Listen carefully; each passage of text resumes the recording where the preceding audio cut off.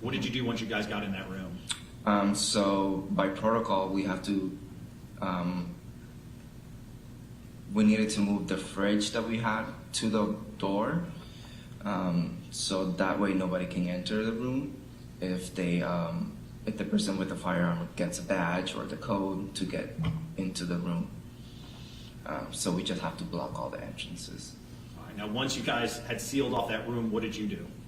So in those specific rooms, we have like walkie-talkies, and we can contact the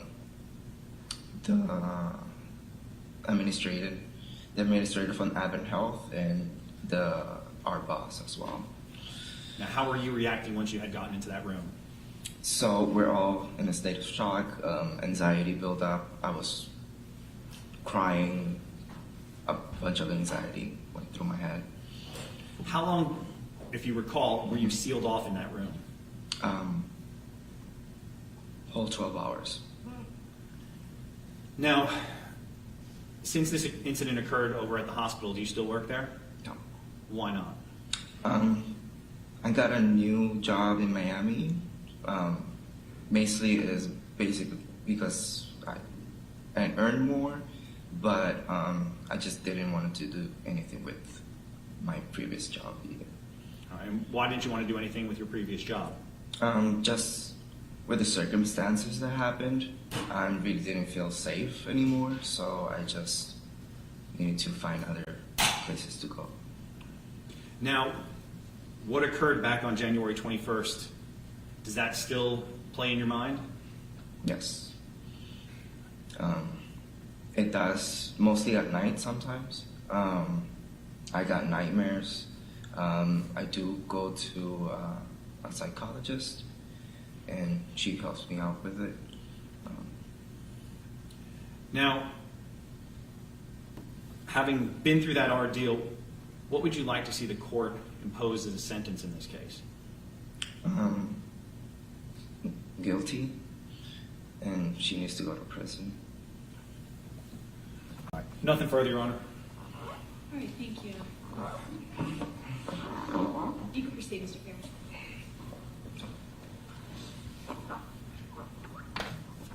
Good morning, Mr. Aponte. Good morning.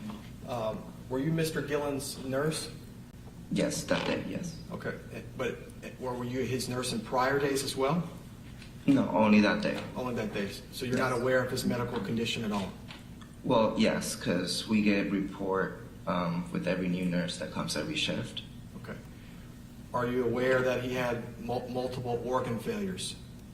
Yes, I was aware. Are you aware of the various ulcers that were on his back? Yes, I was aware. Okay.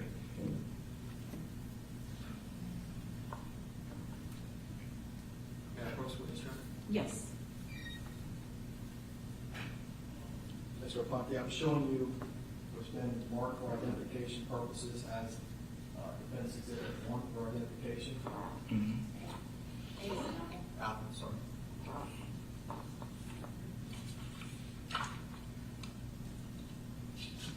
Take a look at these photographs.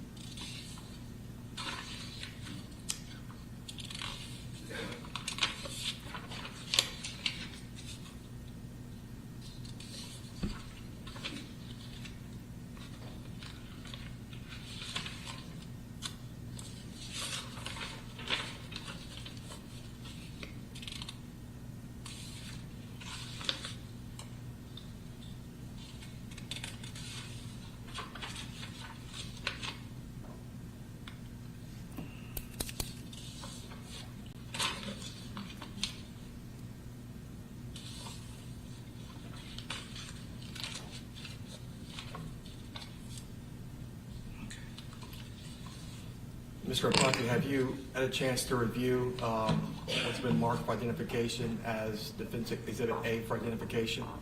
Yes. Are those photographs fair and accurate photographs of Mr. Gilland as you recognize him to be your patient at the time? Yes. We move into evidence as Defense Exhibit 1. Any objection? No, Your Honor. Okay, that'll come in as defense one. Mr. Aponte, can you tell the court in your own words what those pictures reveal as it relates to Mr. Gilland? So these pictures are bed ulcers that we also take care in the facility in Select Specialty. By viewing them, they were progressing. Progressing meaning getting worse. No, getting better in a way, slowly. Because I used to do wound care also. Okay. So it's your testimony that Mr. Gilland's, the ulcers to his, that are on his back, right? Mhm. Right above his butt area. Mhm. It's your testimony he was getting better. Yes, but slowly. The reason with wound care takes a long process of time to heal the wound. When I do wound care in Select Specialty, I've seen the progress in wound care. But to be completely healed, it's just take a lot. It takes.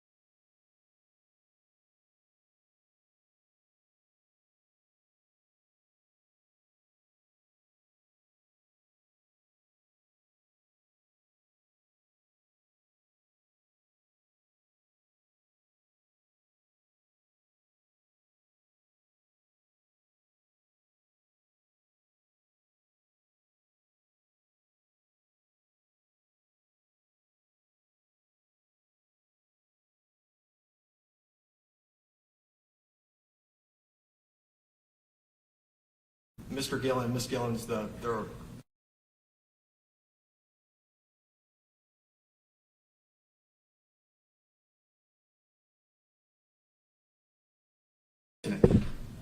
No, she was standing she was standing up next to him. Yes. next to her husband? Yes. Okay. When you were in that room, she never made any specific threats to take your life, right? No, she just told me to get out. And, well, she told you the opposite, too. She said she did not want to hurt you, right? She did say that. Yes. Okay. She requested for you to leave the hospital room, right? Yes. And it took you some time to leave the hospital room, right? Correct. How long did it take you? I'll say 5 minutes. Okay. So you stayed in that hospital room with Miss Gilland's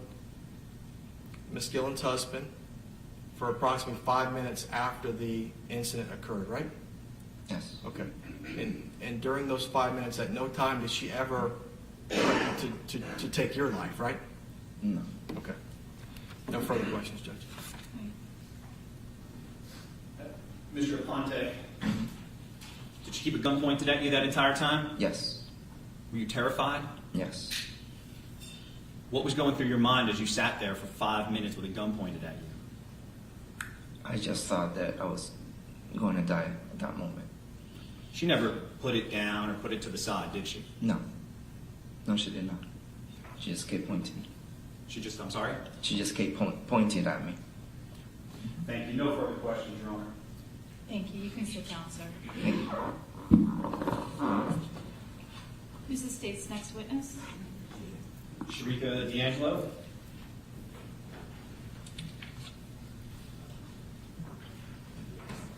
Please step forward and raise your right hand to be sworn. Do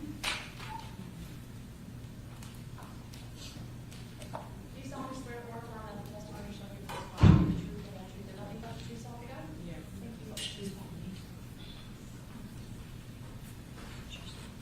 Would you step forward and sit closely?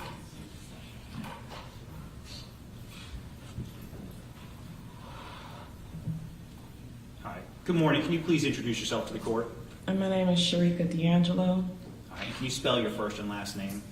Sharika, Shierika, D'Angelo, Dangelo. All right.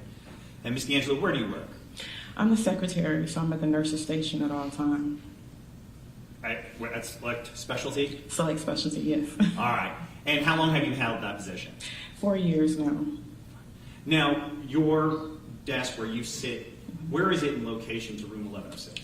It is literally like right across that a little bit, so I can see the room.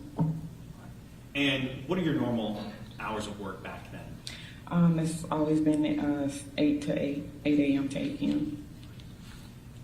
Now, did you become familiar with Miss Gilland during the treatment of her husband, Jerry Gilland? Yes. And is it common for you to become familiar with the patients and their families as they are being cared for by select specialty? Yes, I'm usually like the first point everyone comes in. I'm like the communication between family members, nurses, doctors, everyone. All right. Now, how would you describe yours or your staff's interactions that they've had with Miss Gilland? As far as the staff's interactions with Ms. Gilland, I always heard complaints about she was never happy or satisfied with the care that was given to Mr. Gilland. And there were issues where she was arguing with the nurses that were trying to care for him. And there was an instance where she had, I believe, put her hands on one of the nurses, and she was told that if she did it again, she would be removed and wouldn't be able to visit her husband. Okay. And is that information shared amongst staff so you're aware of potential security concerns? Yes, it is. Now, where were you positioned when you, as you heard, Mr. Aponte heard the loud bang and entered room 1106? I was sitting at the desk, and it was a few of us at the desk, but I was sitting at the desk like I always do, and we heard a loud bang. We assumed that she had fell in the room or knocked something over. At the time, Hector was sitting outside of the room it's like a little desk right next to the room with his computer, and we looked at him and said, "Is she okay?" And he said, "I'll get up and go check." So he went into the room. He was in there for probably about five minutes. As he came out, his hands were up like this, and he was walking backwards, and then he turned around and faced us and started walking towards us, and he looked like a ghost, like his face went white.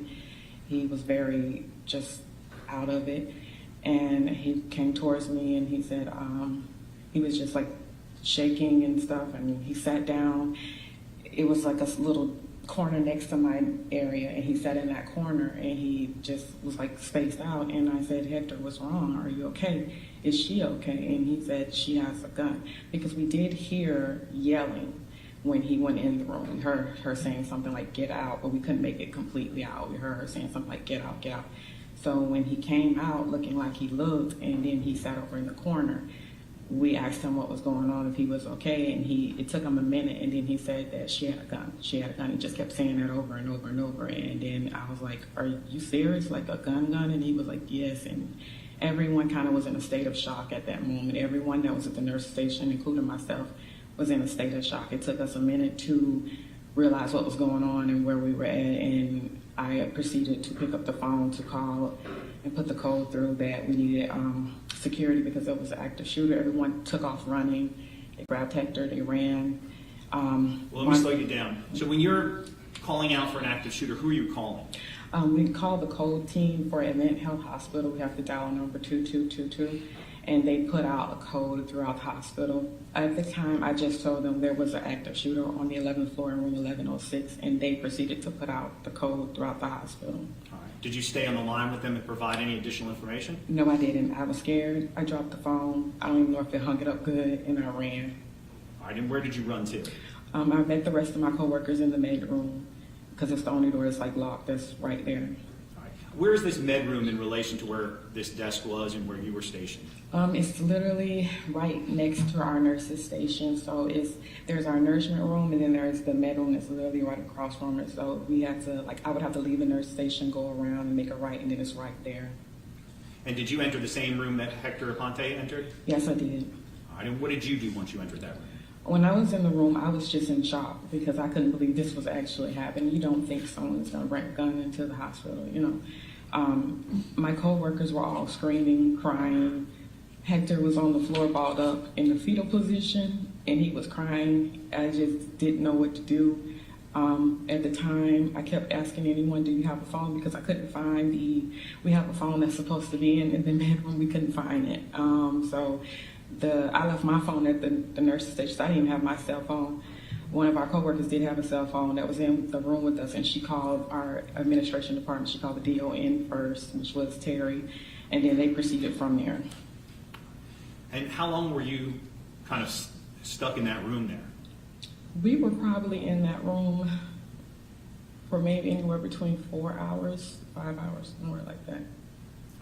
And so medical staff are taught to do what when there's an active shooter? We are told to first, if it's possible, to assess the patients and make sure that we close the doors so they're safe. But if we can't do that, then we are supposed to get ourselves to safety as quick as possible. At that point, I think it all went out the window because everyone heard it was a shooter in the building. I don't think anyone really checked on the patients. Everybody was just trying to run. A lot of our staff didn't even stay. They left the hospital because they were scared. Everyone was just confused. Everyone was shocked. No one did what we were taught to do. The most we did was just got to safety. Some of the doctors were even walking around and we were grabbing them and pushing them into rooms. It was just very chaotic that day. I'm sorry. It was very traumatic that day to see people crying and balled up on the floor, hiding in rooms with patients because they're afraid. They don't know what the state of the family member was that committed the act. They don't know what the state was. They didn't know if she was just going to stay in the room or come out and start shooting because of the fact that there were issues prior with other nurses that she was not happy with care. So they didn't know if it was going to end there in the room or she was going to come out and start shooting other people. No one knew. So everyone was very, very scared. All right, and as Mr. Aponte said, there's quite a few patients, or at least on that floor, that there's at least 30 or so rooms on that floor. There's actually 34 patients on our floor. All right, and are you usually full? Most of the time, yes. We try to stay full house. All right, back on January 21st, were you almost at capacity or at capacity? I believe we were at capacity. I believe we were full. All right. And so for those hours that you all are and medical staff are hiding, all those patients are going without care. Exactly. And those are all due to the actions of Ms. Gilland here today. Yes. Nothing further, Your Honor. All right, thank you.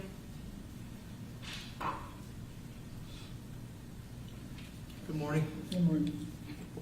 Ms. Gilland, I think you indicated, had made prior complaints to hospital staff regarding the level of care her late husband was receiving? That's correct. Okay. And she was not pleased as relates to the amount of care that he was receiving at the hospital? That is correct. And she was not pleased as it relates to his level of pain, right, in the That is hospital? correct. And she constantly requested, I guess, additional medical Medicine. care for him, Mhm. right, to alleviate that pain. Exactly. Correct. And it's fair to say that Mr. Gilland's medical condition caused a lot of stress and anxiety to Ms. Gilland, right? That is correct. Because she loved and cared for him very much, right? That is correct. Okay.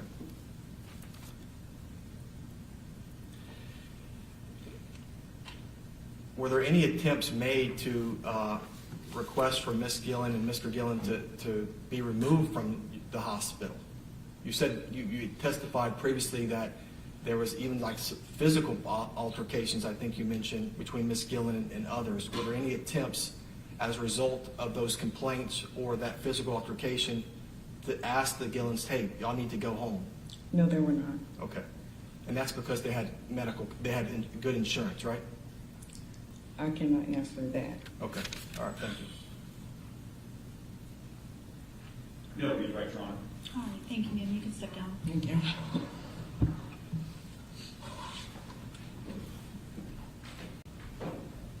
Who's the state's next witness? Yes, Your Honor, the disabled called Dr. Nagarajan. Okay.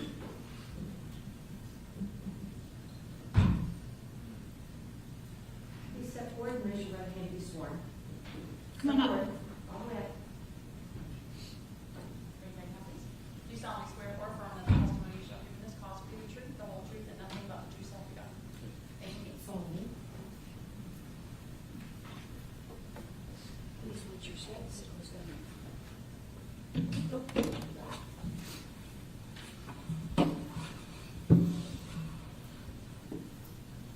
All right, good morning. Can you please introduce yourself to the courtroom? I'm Dr. Ravi Nagarajan. I'm the medical doctor who was involved in her care, but most of the care was divided by my associate. But I was there on the day the incident happened. All right. Now, can you first spell your first and last name for the record? Ravi. Last name is Nagarajan, Nagarajan. All right. Now, Dr. Nagarajan? Yes. All right. Now, you worked at Select Specialty? Correct. All right. Now, how long have you been a medical doctor? 30 years. I'm sorry? More than 30 years. Okay. And how long have you worked for Select Specialty? About 10 years. Now, what is the role of Select Specialty? Select Specialty is defined as a long-term acute care hospital where patients with severe medical conditions are admitted when they are requiring longer than the regular care that can be provided in the acute care hospitals. Now, when individuals like Jerry Gilland are brought in, is there a goal to kind of get them moved down to lower levels of care? Yes, all the time. And so when Jerry Gilland arrived into your group on January 1st, there's goals set out to set him down and kind of move him to a lower level of care. Yeah, we make every attempt to make them stable to be able to move to a lower level of care, yes. Now, have you had an opportunity to review the medical records in this case? Yes, briefly, yes. Okay. Now, when Mr. Gilland first arrived on January 1st, and for the first few days that he was in your care or within the care of your team, was he having problems sleeping at night and things of that nature? Yes, I was told that the patient had trouble sleeping at night and also was quite anxious during the daytime. And when somebody is disoriented and having those issues, they come in, they're not sleeping and of that nature, does that cause them to have somewhat impaired mental capacities? Yes. All right. When people are sleep deprived, such as Mr. Gilland when he first came in and until his medications were set right, does that cause them to have, poor thinking and poor choices? Yes. Now, within that early time frame, around January 4th and 5th, was there a claim that he wanted to commit suicide? I'm not aware of that because I was not directly seeing him. My associate, Dr. Shansky, was on the regular care. I was only seeing him on days that Dr. Shansky was off. Okay. Now, reviewing those medical records that were provided to you, do you recall that the other doctors had notated that he had a suicidal ideation back on the... Not that I can see. Now, did you have an opportunity to look at those notes and see that when somebody all right, let me start this. When somebody has suicidal ideations in the hospital, how is it handled by Select Specialty? Well, I'm not aware of the protocols that they use. if somebody has to say radiation, but usually we tend to focus on finding out whether they have a definite tan, or do they have access to any weapon, and do they have an ability to commit the act. So those are the things that usually we focus on. Now, did there come a point in time that, if you can recall from the review of the medical records, that Mr. Gilland was no longer suicidal? I'm not aware of that. All right, give me one moment.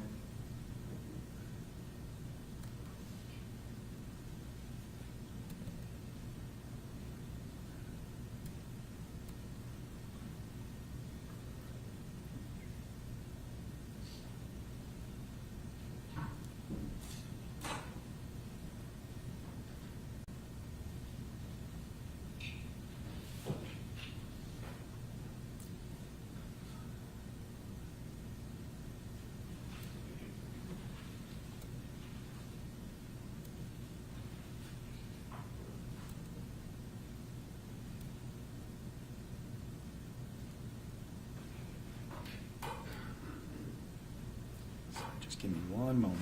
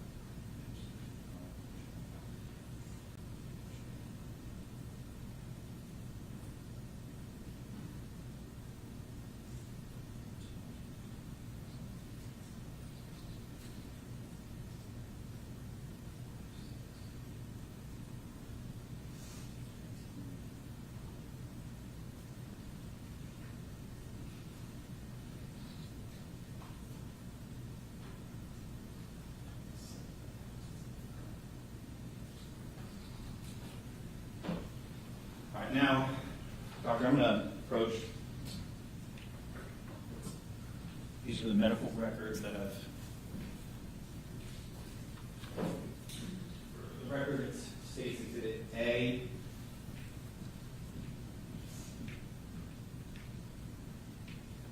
And then the first page I want to have you look at.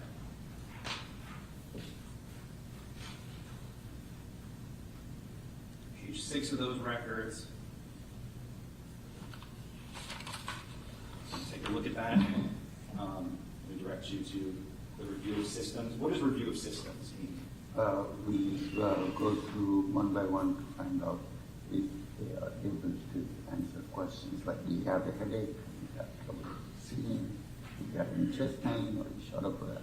Doctor, can you turn to the microphone, please? When Yes, speaking? yeah. I Review of hear you. system is usual medical procedure where we ask the patient about each system, including are they able to answer questions regarding their physical issues, including do they have a headache, do they have trouble seeing, do they have a chest pain, are they short of breath, and are they able to swallow, eat, and any abdominal pain, and these things are reviewed to see where the patient is. All right. And back on January 1st of 2023, what was the notations for his review of his systems? They were unable to obtain due to impairment of status.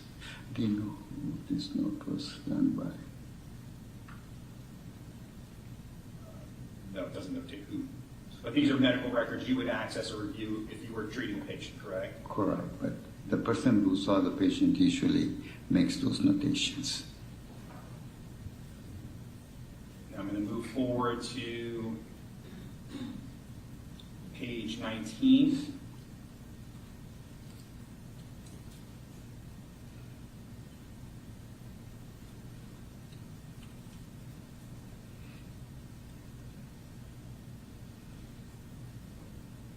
Now, when we talked a little bit in the beginning, we talked about when a patient comes and sees you, and other doctors within select specialty, they have goals, short-term and long-term, right? Mhm.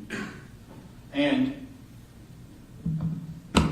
looking here at the victim's medical records, in this case, what was his short-term goals? His short-term goals was able to be make his breathing issues taken care of and able to eventually progress where he can be discharged to an acute skilled nursing facility. All right, and as far as long-term goals, what were those? I'm not aware because I was not regularly seeing those patients, but I would assume the long-term goals would be to have him go home.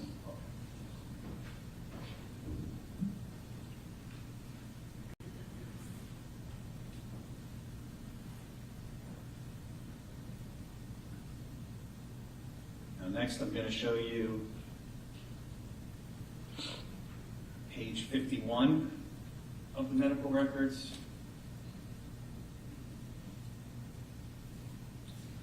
Now, on page 51 of the medical records, this would have been notated on January 4th of 2023. There's a note in here that the victim feels very depressed and wants to end his life. Is that common when you have patients who are in, let's say, kind of this acute critical care to feel depressed and want to end their life? Right.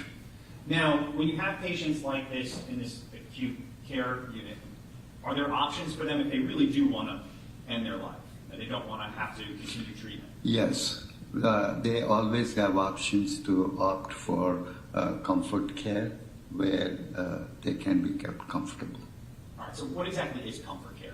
Comfort care is to make the patient as comfortable as possible with no acute care like active treatments, but to give them medications that would keep them comfortable, including control pain, control anxiety, and control things like depression.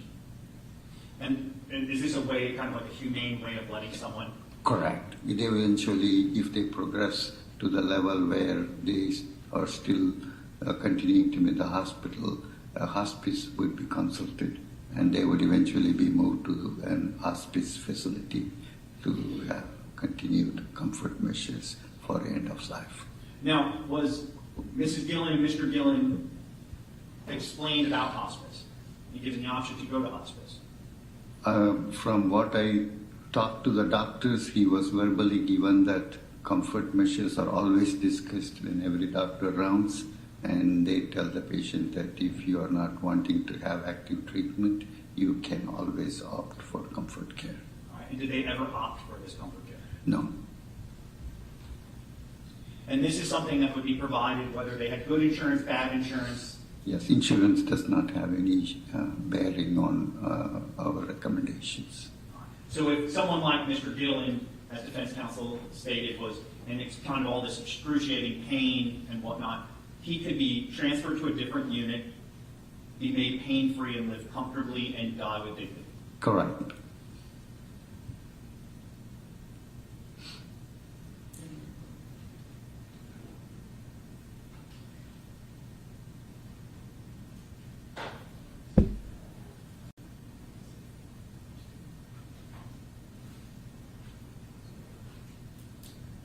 Next.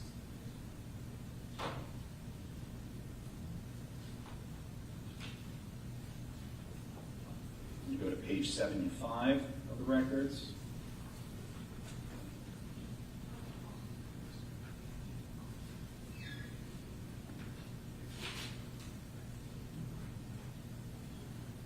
Now, when we're looking at page 75 of these medical records, and there's this highlighted stuff, it says acute hypoxic respiratory failure, tracheotomy, these things, were these all conditions that Mr. Gilland was suffering from?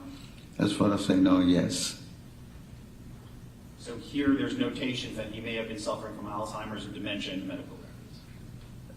That was carryover from the previous notes, I would assume. Now, when individuals, like we've discussed, are having potential suicidal thoughts, or they, like we talked about, they come into your unit and they're already kind of struggling. Here, what is the notation of the medication on page 75 that was given to Mr. Gilland to help assist him? They gave him a medication called Seroquel to control his agitation. All right, so what is Seroquel? Seroquel is a psychotropic agent which is usually given for patients who have what we medically describe as delirium. Okay. Delirium? Yes. What is delirium? Delirium is a condition where the patient continues not to have proper insight into the condition. They get agitated and they have trouble interacting with the environment. So somebody who's having these mental issues like delirium, is suicidal claims or ideations something that might be common in those individuals? Not particularly, but they can have hallucinations. They can see patients, things that are not real. They can have delusions where they think what they are going through is not normal. So, to summate that, it would be basic to say it's just not somebody that's thinking clearly. Correct. I don't believe this person would have been able to make any decisions on his own based on his mental condition. The decision had to be deferred to family members. I'm going to move ahead to medical record. It's going to be page 317 in the medical record. And when looking at the patient's notes for January 13th of 2023, what is the notation there? Patient doing well, no distress noted on 35% trach color. What is that? Trach color means that he's not on a ventilator, he's just has the tracheostomy, and it's on an oxygen level of 35%, it's about 3 liters. Yeah. And That only refers to his respiratory status, not to his mental status. now I'll move ahead then to talk about his mental status. We're going to look at record page 1281 of the medical records. So this is going to be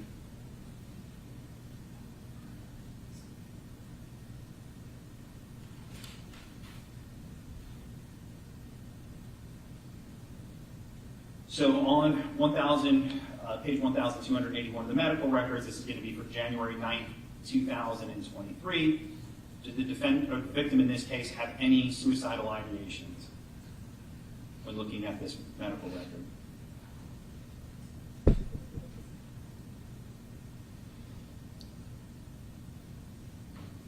No.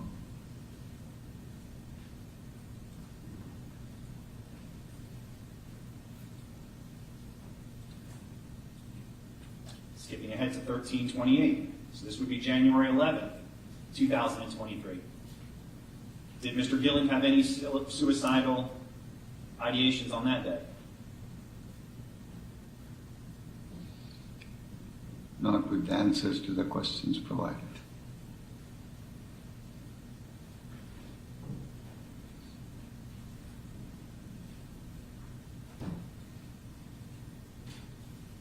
Moving ahead to page 1356.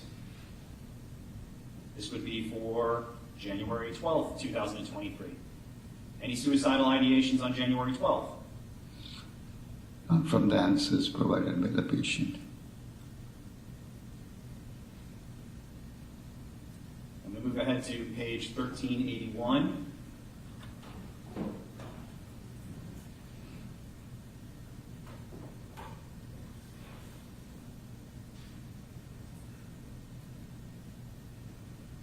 Now, on 1381, this would be January 13th, 2023.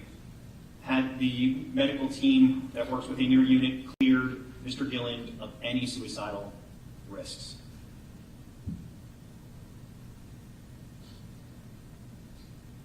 And for your reference, I'll point you the second golden line. Yes. So he'd been cleared at this point. Now, there is a notation here, though, for January 13th, 2023, that a sign is placed on the patient's door instructing visitors and staffs to go to the nurse's station. Why do you do that when you have somebody who's potentially suicidal and you have the visitors come in and check in first instead of going directly to a patient's room? That's a hospital protocol which you need to speak to the nursing.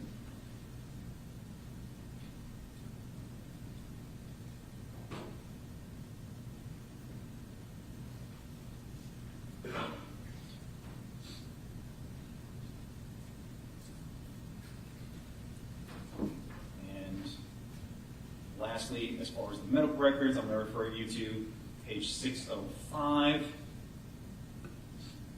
This is going to go back to January 4th. We're going back in time.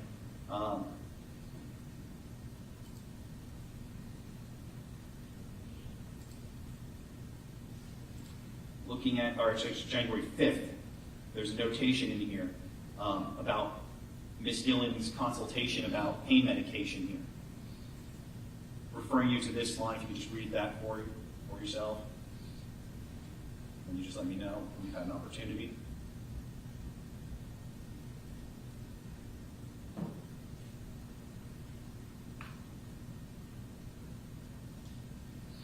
The wife agreed to pain medications as per the discussion. She refused to have him take the medications as prescribed. So she refused to give him additional pain medication. On that day, particularly, yes.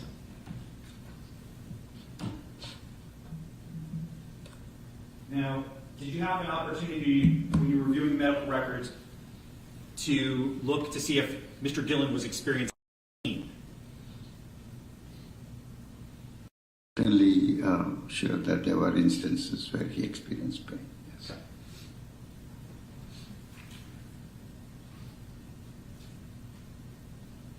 Moment.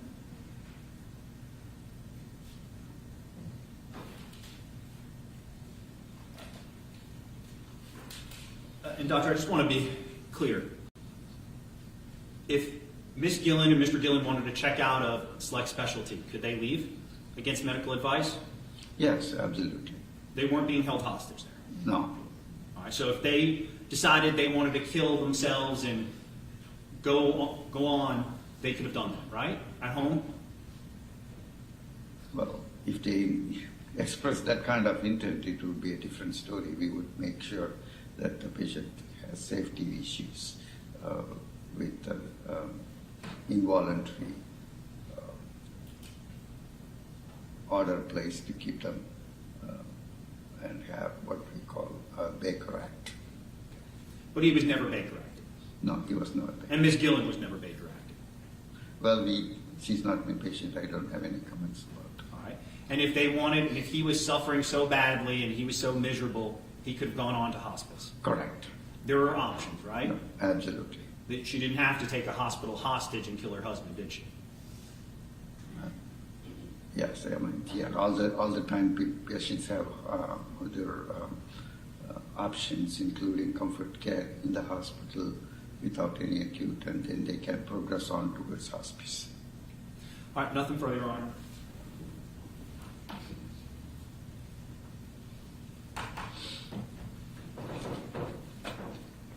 Good morning, Doctor. You're employed with Select Specialty Hospital, Yes. and you've been employed by them for I'm not employed, I'm an individual practitioner. a practitioner, Yes. but your paycheck comes from that hospital, right? No, Where does it come from? from billing the insurance companies and Medicare.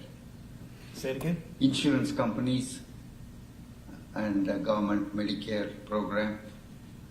Okay. All right. And you worked with this hospital for 10 years? Approximately. Okay. How many times, Mr. Gilland was in that hospital on that floor for 20 days or so, right? Correct. How many times in the course of those 20 days did you personally see him? I'm not seeing him on a regular basis. My associate, Dr. Shansky, was seeing him on a regular basis. I was seeing him only on the days that Dr. Shansky was unable to see the patient. Okay. But as we sit here this morning, could you tell us, I saw him 5 times, or I saw him 10 times, or I saw him 20 times? Probably over the weekends, I might have seen him like 4 or 5 times. Okay. So over the time period in which Mr. Gilland was in that hospital, possibly 4 or 5 times? Correct. Right. All right. Let me show you what's been admitted into evidence as defendant's exhibit. The clerk will hand it to you. May I approach her? Yes.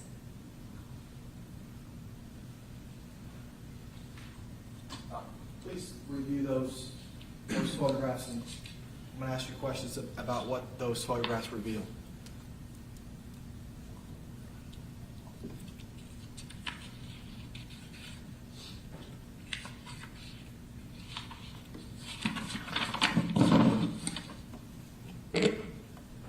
There are photographs of the wounds that he had.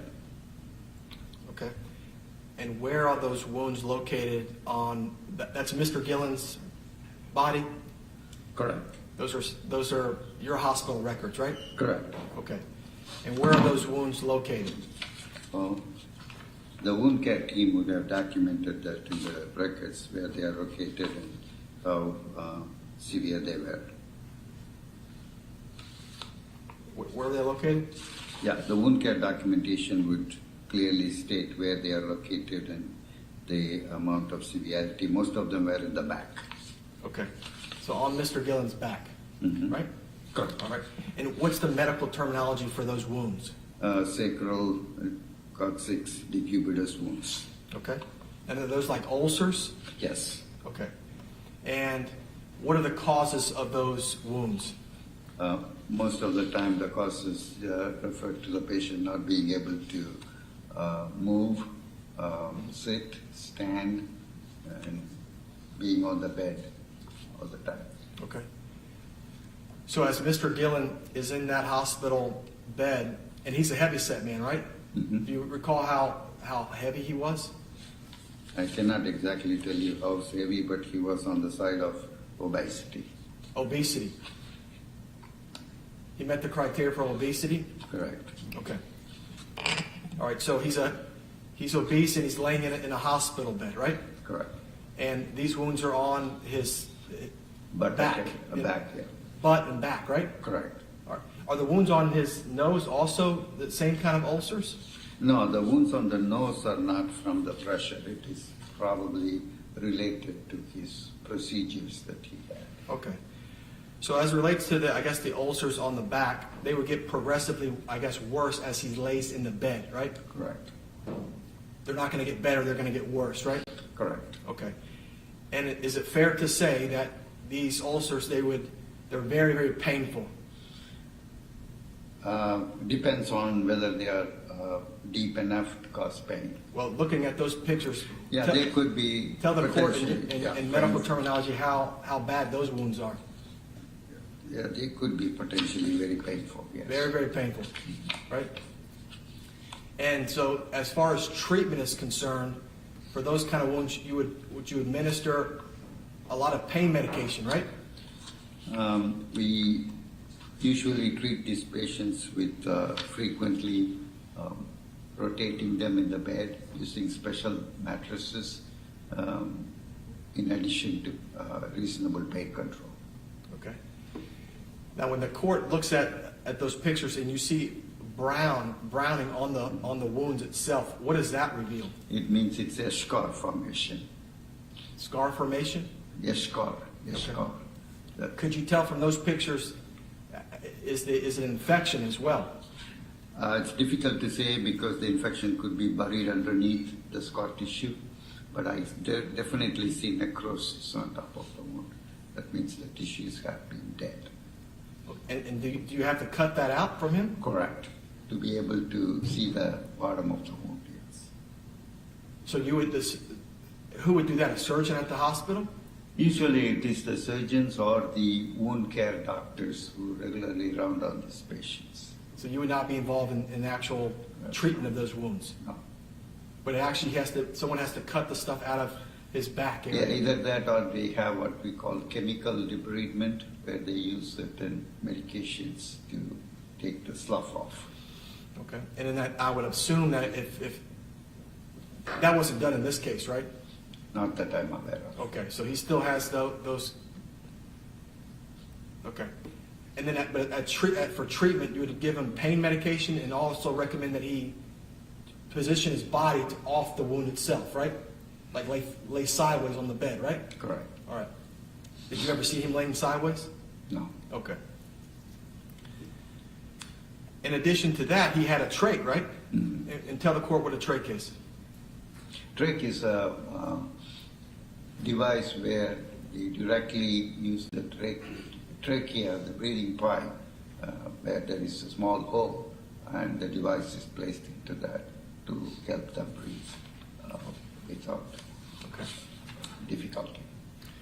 Are you aware from reviewing the medical records that Mr. Gilland had multiple organs inside of his body, obviously, that were also failing, right? Mhm. Yes? She's taking down everything you say, but Say it again? he had multiple organs that were failing him. Yes, he has organs that were failing, yes. Okay.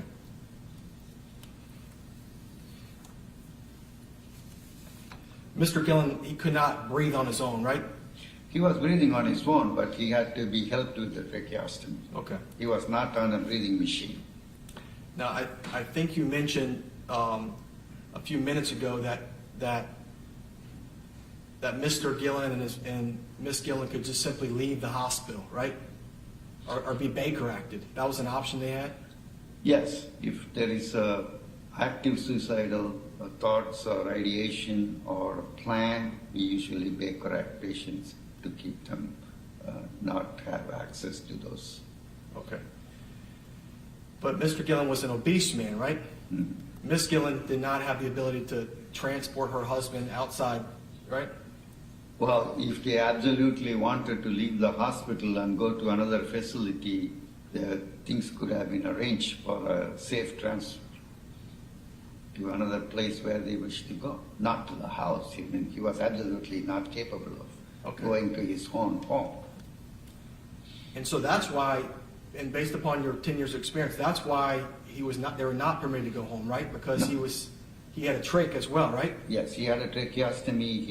He was not mobile. Mhm. He could not have been discharged to home, but that doesn't mean that he could not have gone to another facility of their choice. Is there any, in reviewing these 1,000 pages of medical records, is there any indication in the medical records that you or any employee at Specialty Select ever had this conversation with Mr. Gilland and Miss Gilland as far as end-of-life options? Well, I have had verbal information from the other doctors that they did talk about comfort care, and the main issue from what I heard was the patient and his wife wanted him to be able to eat, and due to his repeated episodes of taking food into his lung, he was told that that's not an option unless he chose comfort care where he can be kept comfortable. Okay, that's a good point. So Mr. Gilland couldn't even eat, right? Yeah, could not eat, and his food was withheld because he was noted to be taking it into his lung. Okay. When you saw him, I guess those 4 or 5 times during this 20-day time period, did you ever see him with mitts on his hands? Probably yes. And tell the court what the mitts are for. The mitts are for the patient safety, so they don't pull out medical devices, including the tracheostomy. Okay. Are you aware from reviewing those medical records the effects of the various pain medications to Mr. Gillen, what effect that was causing to him. I don't understand your question. Can you? So repeat? there was pain medication administered to Mr. Gillen, right? Mhm. Over these 20 days, right? As a result of administering that medications, are you aware of any bad side effects, such as causing him hallucinations and him doing things to himself? Potentially, all medications that interfere with his nervous system can do that. And is that the reason that he had the meds? That, and particularly maybe delirium, which is what we call from multiple medical problems, people can get change in the mental status, which is called metabolic encephalopathy. Okay. No further questions.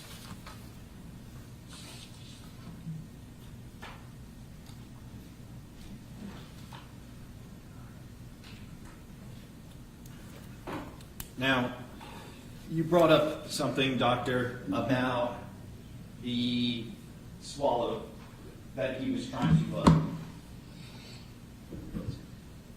The goal of the patient is to reduce him to a lower level of care, correct? Correct. And part of that is his ability, he needs to be able to eat independently, swallow Right. independently. Now, does Select Specialty and members of the medical care team offer swallow studies? Yeah, they have had swallow studies and evaluations, and they recommended not to have any feeding at that point in time because he was taking it into his lung. All right, so you're aware that he did actually have an initial swallow study, and he at the time just didn't do a good job, or he just wasn't capable of eating solid foods and drinking water at this point. Because I guess, sorry, just for Yes, I'm sorry. No problem. I know you're not used to being in the Yeah. courtroom. Now,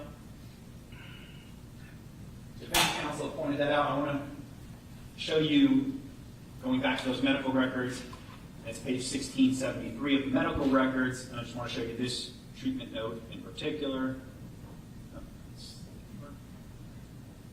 You just review that medical note on January 20th, 2023. Yes. Wife is unhappy that the patient cannot eat or drink and complaining to multiple people attempting to get her way, even though she has been educated multiple times about the aspiration risk by this speech therapist. Okay, so that essentially means is Ms. Gilland went around, complained to numerous hospital staff that she wanted the study, but based upon his medical condition at the time, it just couldn't have been done. Correct. But she still wanted to get her way. That's what I hear from the notes. All right, and again, having spoken with the team, Ms. Gilland was informed about hospice. I don't know specifically hospice, but at several times they was informed about comfort care, which is a step towards hospice. And you work it's a step down from ICU, but it is still a critical care unit. Correct. Are you able to treat bed sores? Are they able to? Yes. Okay, so this is a treatable condition. Correct. This is something not out of the hands of Select Specialty at this hospital. No.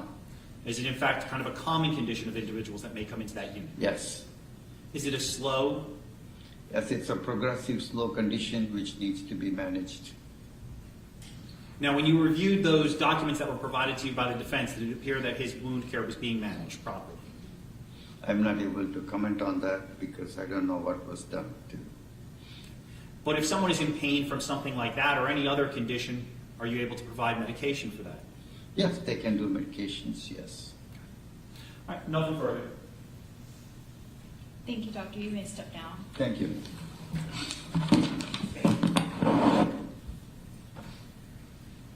Who's your next witness? State will call Corey Jackson.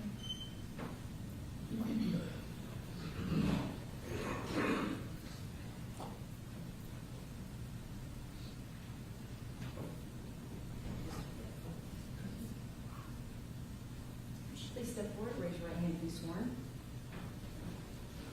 You solemnly swear or affirm that the testimony you shall give in this cause will be the truth, the whole truth, and nothing but the truth, so help you God? Yes, ma'am. Thank you. Follow me.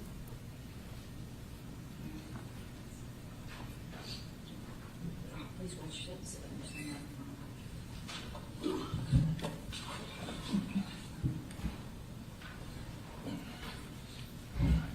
Good morning. Morning. Can you please introduce yourself to the courtroom?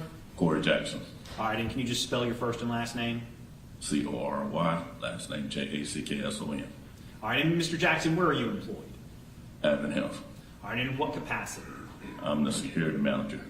All right, now back in January 21st of 2023, what was your role at Advent Health? Senior officer of security. All right. Now, what are the role of security officers at Advent Health Hospital? My job is to make sure everyone would come on the property is safe and just do my job, you know. All right. Back in 2023, were there metal detectors? No, sir. Now, as a security guard, what are you issued as far as part of your uniform? At that time, we was armed with a baton and a taser. No firearm? No firearm. Now, on January 21st, 2023, were you working? Yes, sir. Now, at around 12 that day, was there a call out for an active shooter at Advent Health? Yes, sir. All right. What is your responsibility when a call for an active shooter comes out at Advent Health? All right, so we received a phone call from the 11th floor in reference to someone having a weapon.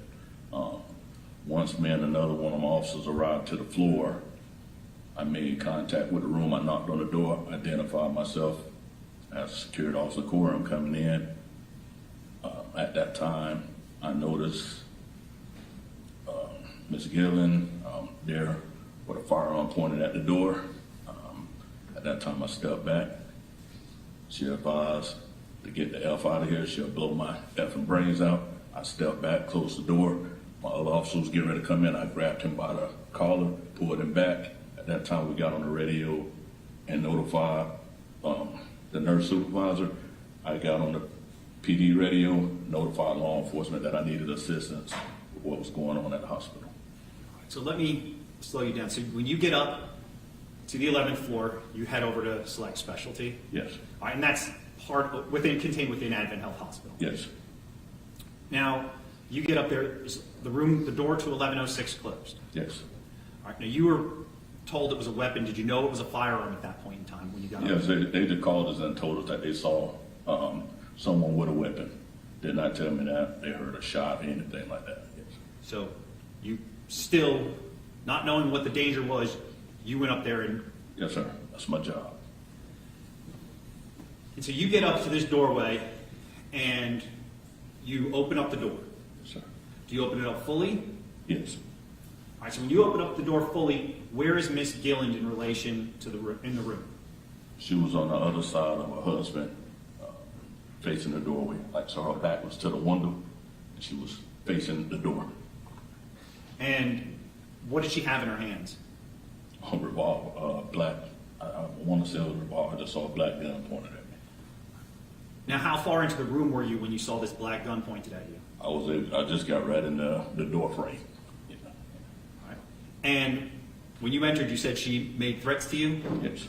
I know you kind of politely kind of abbreviated what she said, but did she use the full word? Yes. All right, what exact words? I know we're taught to be polite, but what exactly did she specifically say to you?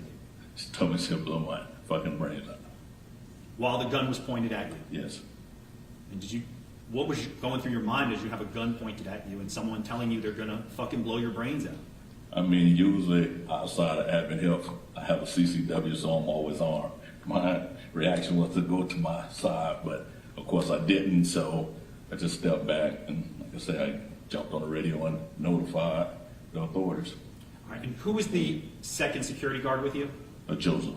All right, and as you described, he tried to go into the room as well? Yes.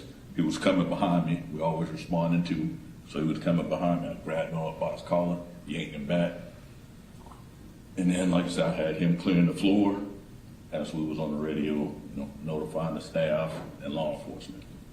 Now, how many times did she make that threat to you that she was going to kill you? I was just gave it one time. After that, I just closed the door. Now, once you closed that door, where did you stand? On the side, just to make sure I didn't know if it was a threat going to come out of there or anything like that. So I just drew my taser at that time and just stood there until law enforcement arrived. All right, so without a firearm, armed basically only with a taser, as you described, you stayed outside that door Yes, sir. to protect the patients and the employees of Advent Health and Select Specialty? Yes, sir. How long did you stay out there, essentially unarmed, with somebody with a gun in that room?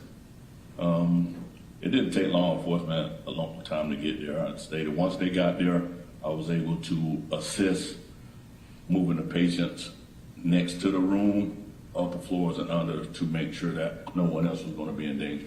All right, so explain, why are you moving patients to the left, to the right, up and down? I mean, I don't know what, I mean, a bullet can go anywhere. So I don't know what the intention is. I don't know what law enforcement is going to do at that time, what they was going to have to do to be able to access y'all able to come out. So for their safety, we start pulling them out, taking them to other floors for they can still receive their treatment. All right, now, the patients that you're taking out, are they in kind of a critical care unit? Yes, that floor is, yes. All right, can you describe to the courtroom exactly what it was like taking these patients from the left to right, up and down? Well, like I said, the beds was really big, so trying to get them through the frame, I actually was pumping at one time to get the people out. So like I said, you can only get through. So I went to pump in the best way I can until we was able to get them out, and then the staff took over from there. All right, let me slow that down. When you say you're pumping, are these people were originally on ventilators? Yes, like I said, I had a little bag and I was just pumping air to them. Okay, so their only source of oxygen at this point in time is you pumping it into their lungs? Yes, sir. Because you had to disconnect them from a ventilator? Yes, sir. All right. How were the patients reacting to this? The one that I was pumping, it gave me one of them, like they said, I don't know if I was going fast enough or what. Like I said, that's not my forte, but I was doing what I can to make sure that I got them out fast enough for the staff, that's their job to do what they needed to do. All right, but you saw the patient you're helping move struggling to breathe. Yes, sir. Now, once law enforcement responds, what is your role transition to? Like I said, just to continue making sure that I can assist them in any type of way, but making sure that the staff is where they need to be and so forth. Thank you. I have no further questions, Your Honor. All right. Questions for Mr. Jackson? One moment.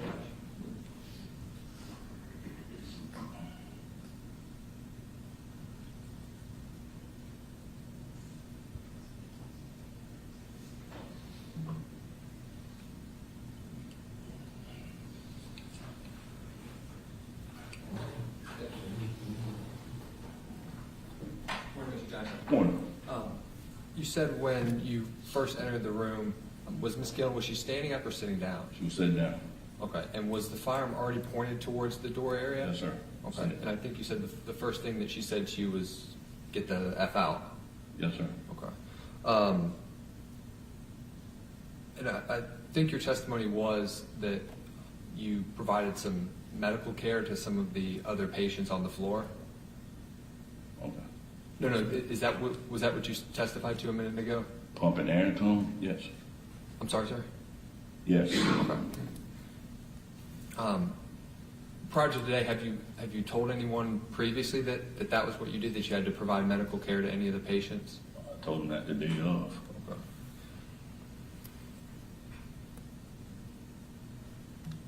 Nothing further, Judge. Thank you, Mr. Jackson.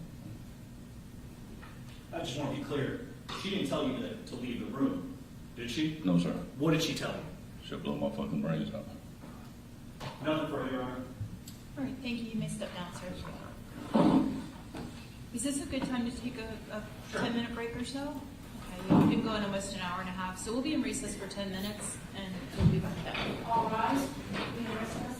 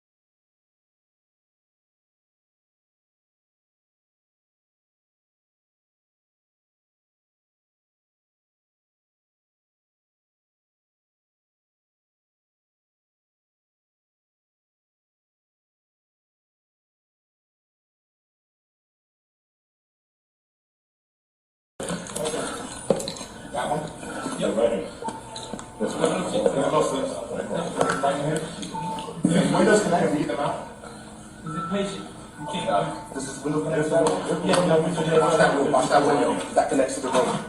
We don't want to crossfire and shrapnel. I'll give it a push. Come on. Don't worry about it. Ready? Police department. Police department, show your hands! I want to see everybody. Show your hands! Get back. Yep, gun. Get back. Guns aimed straight gun, right towards us. Can I? I got to grab the seal.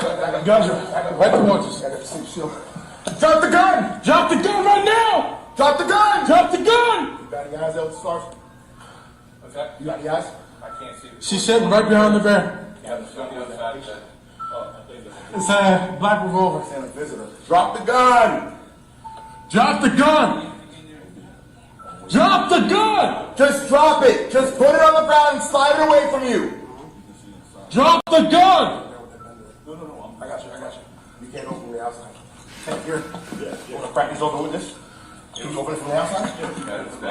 Drop the gun! Watch out. We got time. Back up. We got time. We got nothing but time, guys. Can we evacuate some patients from the adjoining rooms? Can we do that or no? Drop the gun, man! I got a good angle right here. Drop the gun! Drop the gun! Man, hold on. You got build that. You said you can't. Tell me what's going on. Tell me what's. I don't want to hurt you. We don't want to hurt you. Tell me what's going on. Just talk to me. Talk to me. What's going on? Why can't you drop the gun? Why can't you drop the gun? I'm listening. I'm talking to you. I'm here. Let us help you. We don't want to hurt you. We're scared too. Come on. Reach your mind.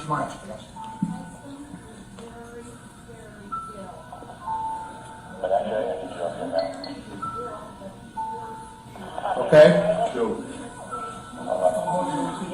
Yes, ma'am. Okay, so did you do it? Okay, you shot your husband, ma'am? Did you shoot your husband? Okay. Do you want to hurt yourself? Ma'am, we don't want you to do that. Can you please let us help you? We can work our way out of this, okay? Ma'am, we're not going to hurt you. No, ma'am. How old are you? How old are you, ma'am? Okay. You have kids and grandkids? You have kids or grandkids? Okay. Do you have any family in the area? Okay. What's your name? I'm asking you.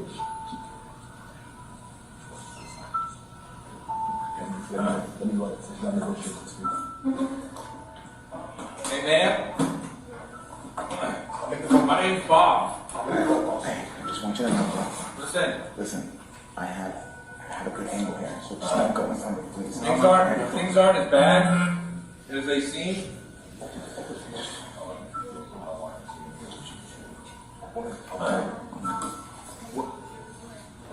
Okay, want to talk up a little bit? You got eyes for him? Is it easier if I talk up some more? She's got a gun in her hand. The revolver. It's pointed right towards us. It's a black revolver pointed right towards us.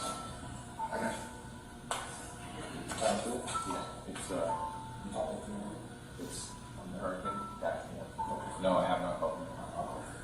Hey, listen, ma'am. I understand that what's going on right now is a lot to process. It almost seems overwhelming. But we can talk, okay? From here forward, it's just talking. That's all. Nobody's here to hurt you. All right? Absolutely not, ma'am. I promise you. No, we put your hand in.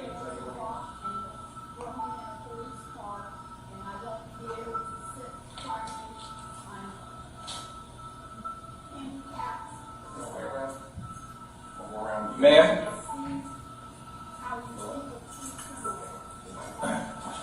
I'm a supervisor, ma'am. I won't let that happen. Yeah.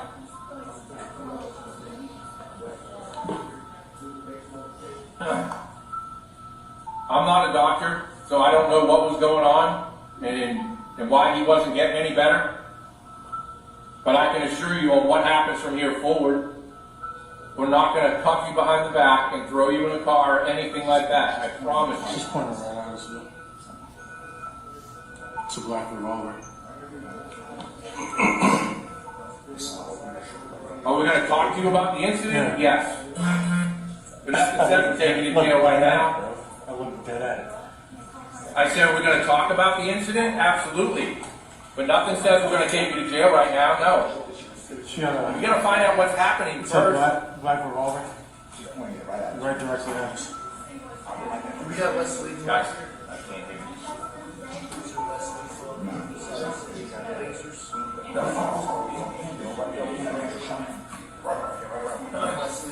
You want pictures cleared out from both sides?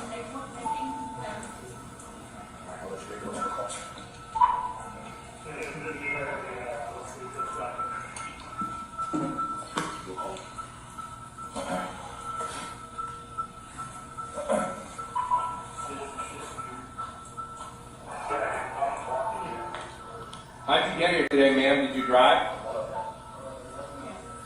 Okay. What's your first name so I can address you properly? Or your last name? I can go with either one. Ellen? Can I call you Ellen? Okay. My name's Bob, like I said, so if you have any questions, you want to talk, I'm not responding, you just call my name out, alright?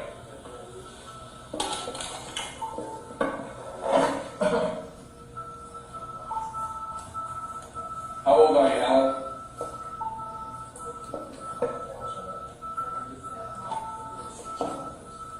Okay. So you're the same age as my mom. I heard you telling them earlier you don't have any family here or anything? I heard you telling them earlier you have no family or anything? Okay.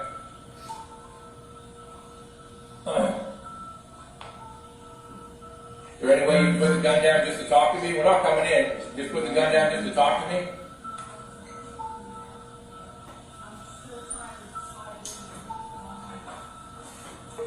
Well, we don't want to see that happen, ma'am. We care. We wouldn't be here if we didn't.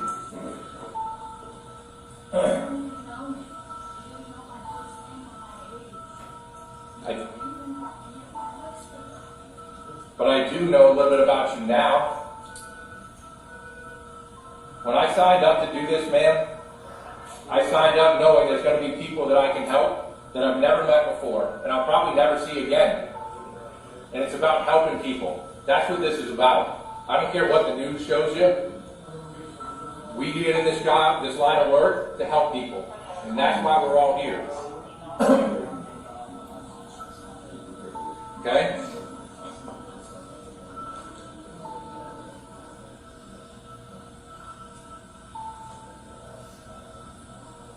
What are you contemplating hurting yourself for? Why?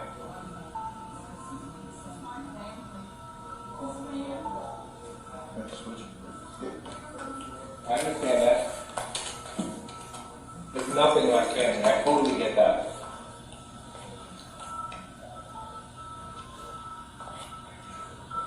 You wouldn't want to see you hurt yourself. That's right here. She's right down. Nor do we.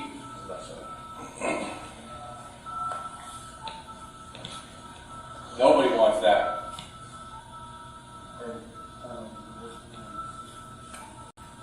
Stop it there. Now, Sergeant, when you first entered the room, can you describe to the courtroom what you saw? When I first entered the room, I saw the bed with the man laying there, and then saw Mrs. Gilland on the other side holding a black revolver right towards me. All right, when you say right towards you, was she pointing the barrel towards you? Yes, the barrel was right towards me. Yes. And is that why you kind of we see you backing out of the room on the body cam footage? Correct. Now, why didn't you engage her in a firefight essentially at that point in time? Because initially when I first started, when I had 11 floors to go up, I was thinking it's a hospital, it's got a lot of oxygen tanks and everything in there could possibly explode. So the last thing that I want to do is shoot inside of the hospital. So once I went in there, I saw her. We had time. We had nothing but time, so I just backed up, and hopefully we could talk her out of doing anything that she wanted to do. Okay. And did you maintain that position kind of outside the room and with other officers until SWAT arrived? Yes. And then once SWAT arrived, you were kind of relieved and moved on? Yes. All right. No further questions, Your Honor. Yeah, good morning. All right. When you arrived to the hospital, you were aware that Miss Gilland was in that room? At the time, it wasn't Miss Gilland, but I was aware that someone with a gun was inside that room. Okay. I guess that was my question. So when you arrived at the hospital, you were aware there was an allegation that someone in that room had a firearm? Correct. Okay. And is that why you had the riot shield or the attack shield? Yes. Okay. Are those designed to, I guess, prevent entry of a handgun or a gunshot? Relatively, yes. Okay. Ms. Gilland, when she was speaking with the officer, she was polite, would you say? For the most part. Right. She didn't raise her voice or anything at you or at the other officer? No. Okay.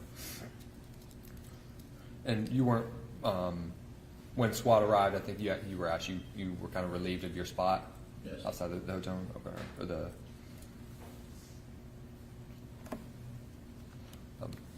and when you arrived at the hospital, I heard on the body camera somebody said something about a murder-suicide. Was that your understanding, what you were responding to?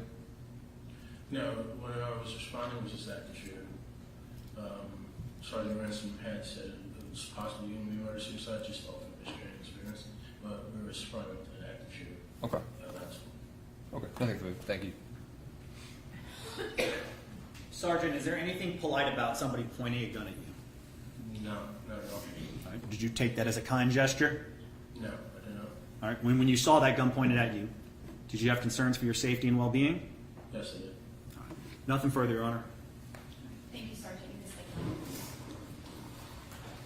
And Your Honor, the state's last witness will be Sergeant James Marr.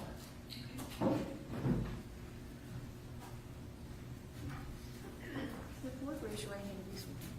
Do you solemnly swear or affirm that the testimony you shall give in this cause will be the truth, the whole truth, and nothing but the truth, so help you God? I do. Thank you. Follow me.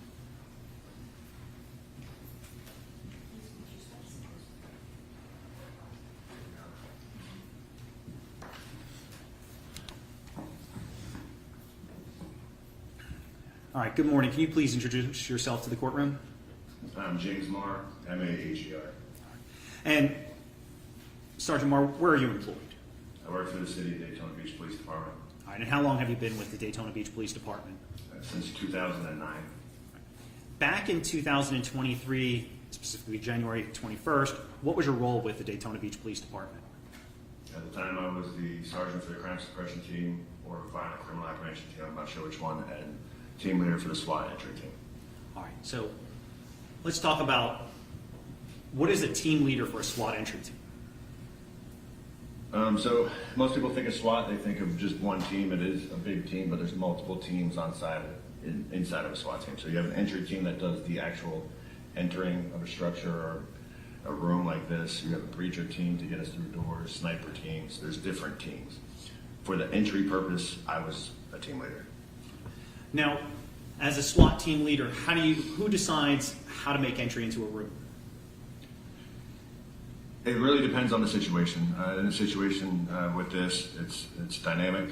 I'm sure they had a plan before I showed up.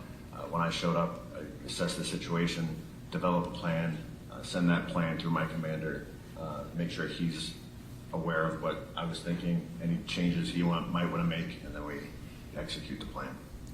Now, when you got this call out, where were you? I believe I was home. Okay. So even when you're not working, you're still working when you're in SWAT? Correct. And when you responded to the hospital, do you recall around what time you responded to the hospital? Daytime is all I can tell you. I don't know what time of day it was. Now, when you respond to the hospital, how is the hospital kind of secured at this point? Or what is done to secure the hospital? The hospital is under lockdown by the time I get there. There's police vehicles everywhere, emergency vehicles everywhere. It came out as an active shooter, as testified earlier, so that's going to get a large response. Obviously, I'm going to go through the perimeters. I made my way through the 11th floor. And when you say the hospital is on lockdown, does that mean nobody can come in and nobody can leave at this point in time? Yes. All right. And that lockdown, does that lockdown stay in place for several hours? Can I correct that last one? I'm not sure if at some point somebody could leave if they had to. Like, if we can clear somebody to get out, well, we're not going to hold them in a dangerous situation. But as far as anyone coming in, they couldn't come in. Correct. We don't want any additional victims and or threats coming in behind us. All right. So if someone's wife is in labor in this hospital right now and their husband was on their way, they can't get into the hospital. If we're on lockdown, no. And so that hospital was placed on lockdown for several hours. Would that be accurate? That's correct. So once you get up to the 11th floor, who's up there with you? There was a lot of people up there. The hallway was extremely crowded. That was one of my first issues I had, was getting certain people, certain patrol officers, security guards, whoever it may be, back away from the threat. My second thought is obviously secondary victims, people in rooms next door. Sergeant over there brought up a great point. There's oxygen that runs through the walls. Started working on trying to get that oxygen shut down for any secondary explosions. All right, so let's talk about that. So the oxygen issue in the hospital, what risk does that pose to you for your operators? I mean, it's a huge threat. If oxygen is highly flammable, some of the devices we use are small, I guess you could describe as explosions. Bullets entering an oxygen line, I wouldn't want to figure out what happens. So those are all major safety concerns for you. Correct. And as you described, you get up to this floor, the 11th floor, and you start clearing out kind of the uniform patrol and let the SWAT team kind of take position in there. That's the goal. Now, did some of the members of the SWAT team have body-worn cameras?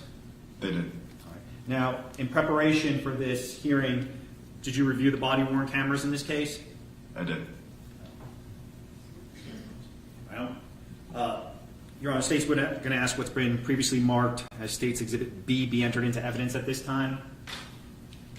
No objection. Okay, that will come in. State's number 2.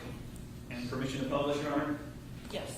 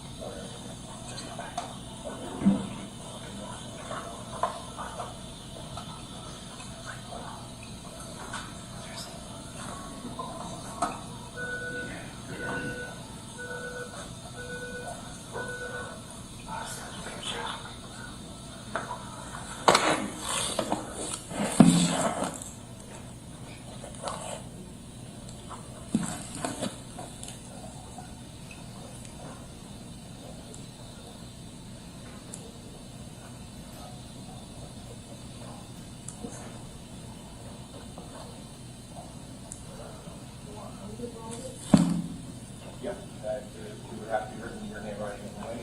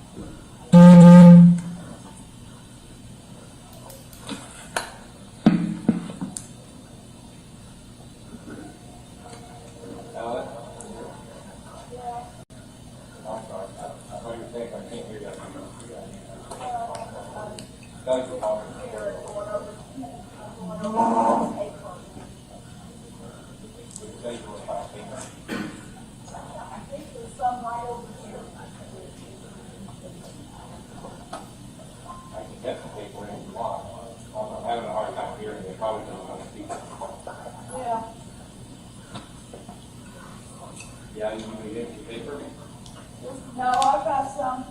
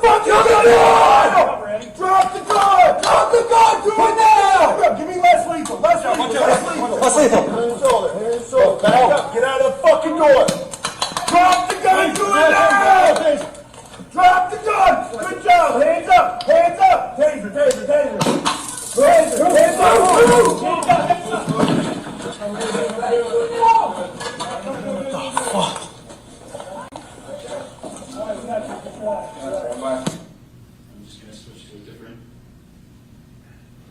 angle. You or anything?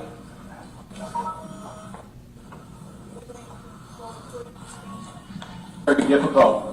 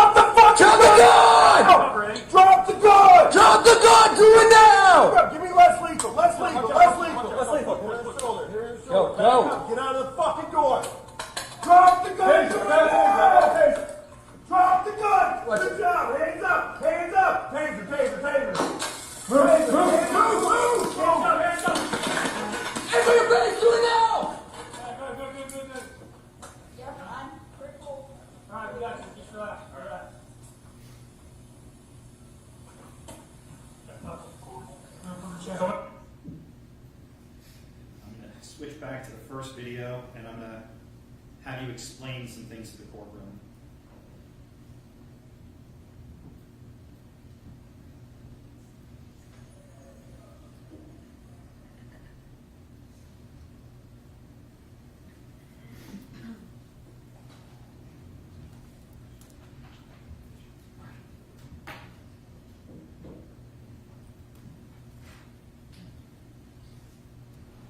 moment.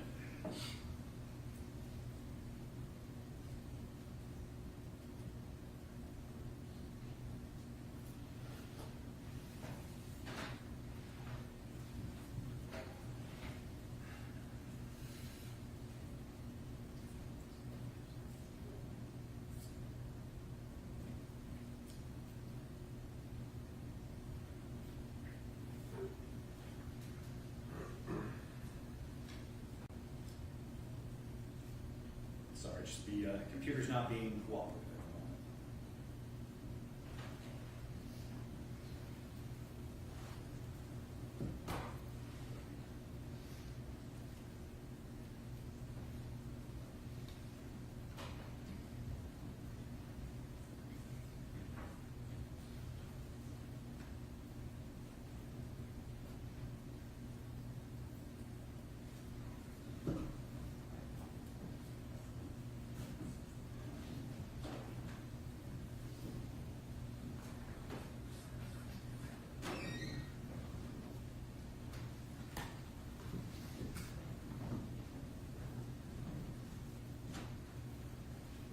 From my end, it's showing you're not plugged Oh in. yeah, I have to remove it. It's the Okay. my laptop is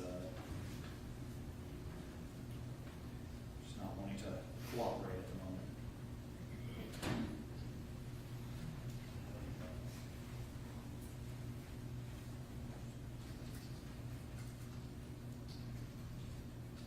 It's gonna be 1 minute. I'm just gonna try the old reset it.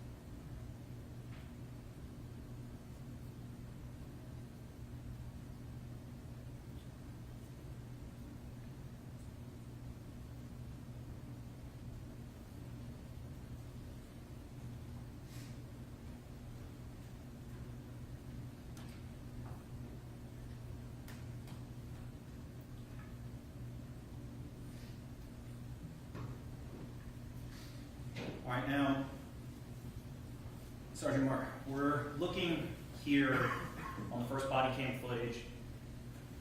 What's the device on the pole right over there that's like kind of peeking into the room?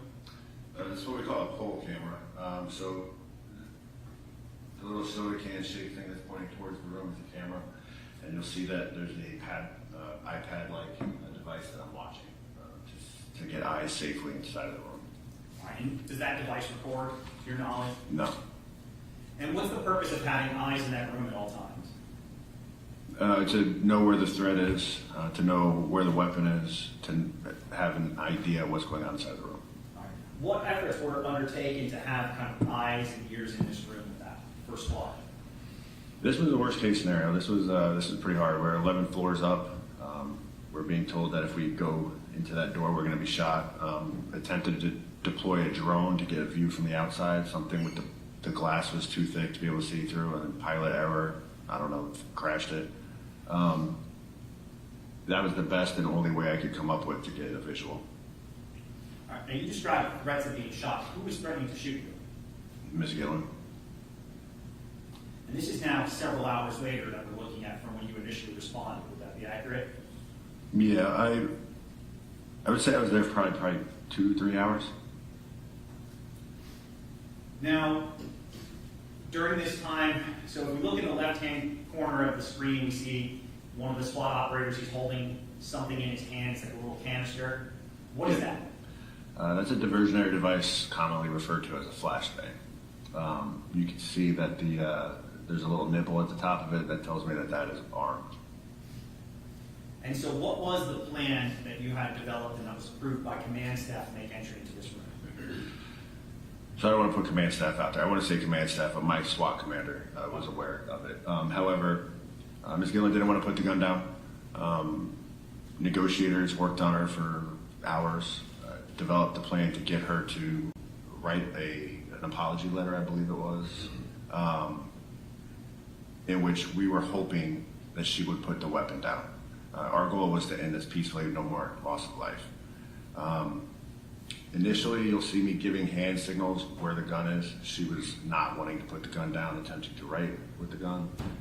So let me slow you down. So the whole purpose of her writing a letter was the intent that she put the gun down, use her hand, and would you? Correct. And at that point in time, when she's doing this note, writing this note, initially she doesn't put the gun down. Correct.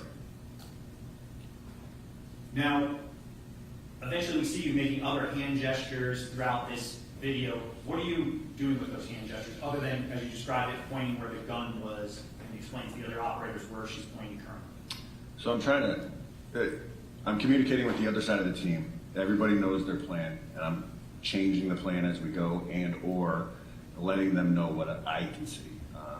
When you're going like this, at that point in time, I was telling them this is the threshold, this is the door, there's a bed with the body on it. She's on the other side of it, pointing the gun towards the door. And that's what I was trying to portray to the operators on the other side of the door. And when you kind of give a signal for entry, what made you, or what prompted you to give that signal for entry? She finally put the gun down.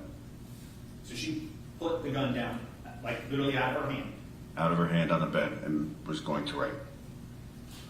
Now, when we hear the flashbang be deployed, you hear that bang, but you also hear a second bang. What is that second bang? She shot at us. That shot went into the ceiling. Correct. So she had to pick the gun back up again and engage the officers as they made entry. Correct. Some people are going to say she shot in the ceiling. What's the big deal?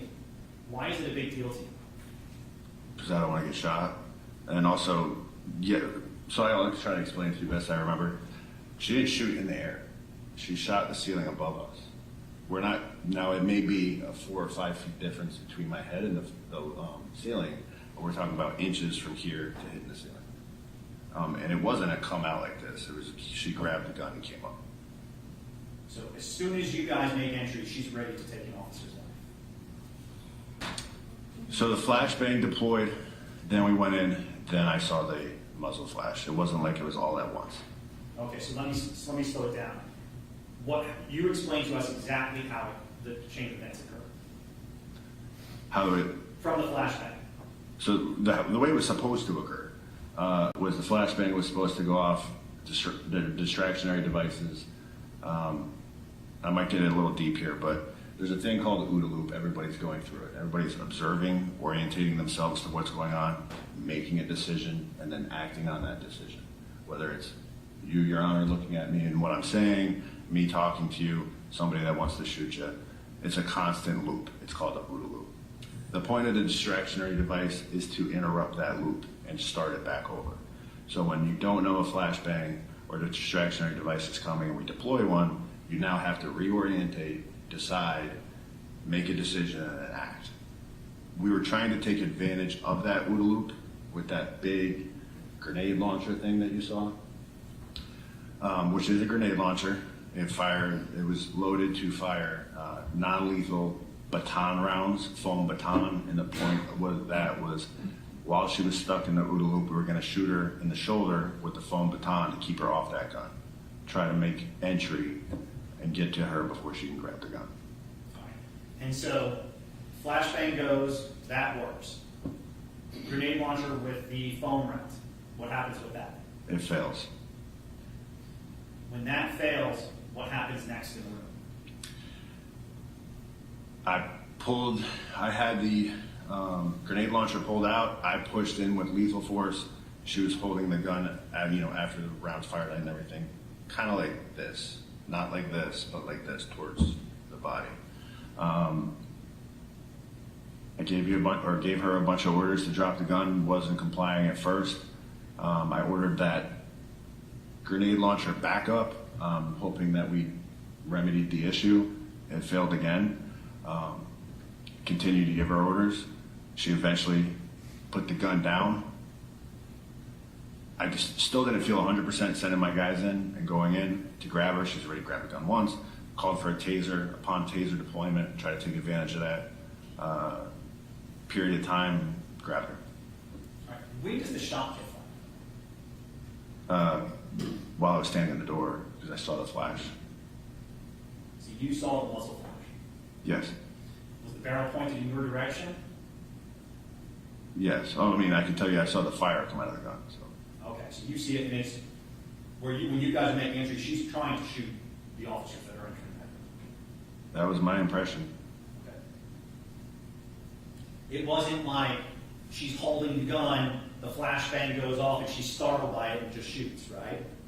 No, this isn't what we would call a sympathetic reaction. This wasn't, I'm holding the trigger, something goes off, and I go like this. This was, the gun was on the bed, flashbang goes off, she grabs the gun, round goes off. Now, when we watched, you called for the less lethal again, which is that grenade launcher, and again, it fails, as you're describing. You and another officer, who's the other officer that stands in the doorway? Officer Eddie Lee. Now, at this point in time, I know you have body armor on and a helmet on, but you've exposed yourself to potentially being shot and killed at this point. You step into that doorway. Yes. Why do you do that? As a team leader, because I'd rather put myself in a position of that seriousness than to have one of my operators get shot. So you put your life before, you put your operators' lives before yours. Yeah. Now, did you eventually, as we saw, made entry and you were able to secure her and secure the firearm? We were.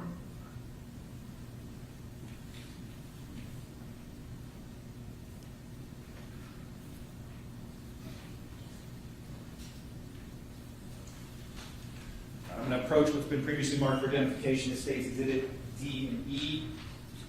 As you were describing to the court just a few moments ago, she was being instructed to write a note. That would be states E here for identification.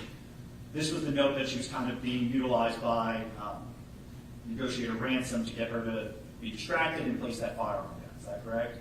Correct. All right, and then also recovered by Daytona Beach police officers in the room was a suicide note. Do you recall that as well? I did not recover it, but I know that it was recovered by the police department. Your Honor, State asked us to previously marked for identification as states D and E be entered into evidence. Any objection? All right, they will both come in. States B will be 3, and states B will be 4.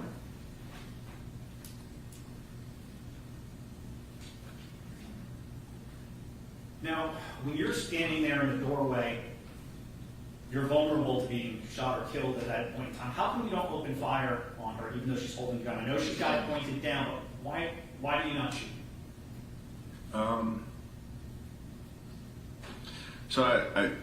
We're not looking to shoot somebody. I didn't want to shoot you. I don't want to shoot anybody. I can't tell you why I didn't shoot. I've thought about it, and I'm glad I didn't kill you. I'm glad you didn't kill me. But I didn't shoot. That's all I can tell you. I didn't shoot. Just a moment, Your Honor.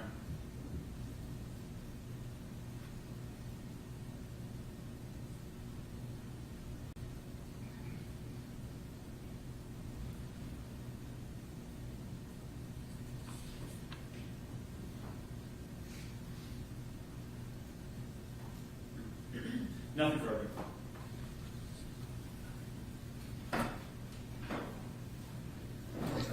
Morning, sir. So prior to entering it, you testified that you throw what you call, I think, a flashbang grenade. Yeah, they're commonly referred to as flashbang. Okay, and the purpose of those is to I guess, disorient the person that is in the room. Is that fair to say? I've heard it described that way. Again, the way I described it to you is the actual purpose of it, to start that loop over to, I guess distraction would be a good word, but it's just to restart that thought process. Sure. The flashbang, when they go off, there's kind of a light. Is that fair to say? So what we were using were called reloadable flashbangs. These aren't the old school ones that throw flames and do all that stuff. I'm going to be honest, we set couches on fire by accident. This is not that. There might be a small flash of light, but it's not like you're thinking, okay, if you're thinking of the old ones. Would you agree that they, I guess, overwhelm the person's, I guess, vision and hearing? Like it's a loud bang? No.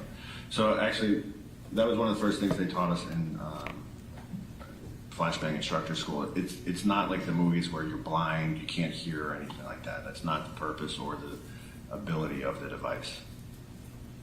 Would you agree it can cause confusion?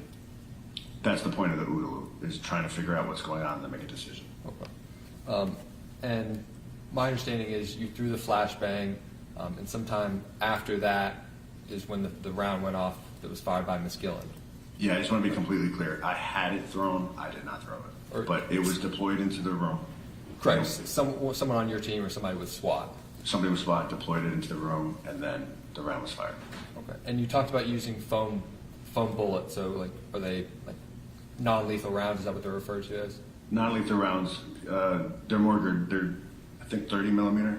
They're a lot bigger than a normal bullet. Okay. And when you say they failed, like, do you know why they failed? Like, was she not hit by one? So I think the first round went off, but if you watch the video, if we could watch the video again, you hear the click, and he's trying, and he actually at the end says, "Damn it," and looks at it. Those rounds failed. Duds happen. I cannot tell you why it happened, because we took the same device, the same weapon system, and the same rounds out at the next training day, and they fired. So I do not know why that didn't fire. Was the shot by Miss Gilland, was it after the flashbang and after the non-lethal round failed? It was while it was failing, if that makes sense. Okay. It wasn't like that huge time where he's trying to get it to work. It wasn't after that point, it was during that time. Okay.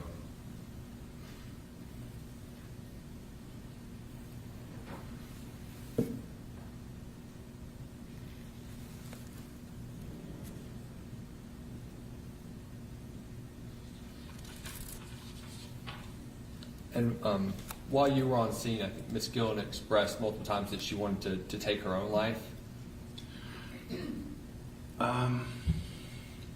I'll be honest with you, I'm not listening to the conversation.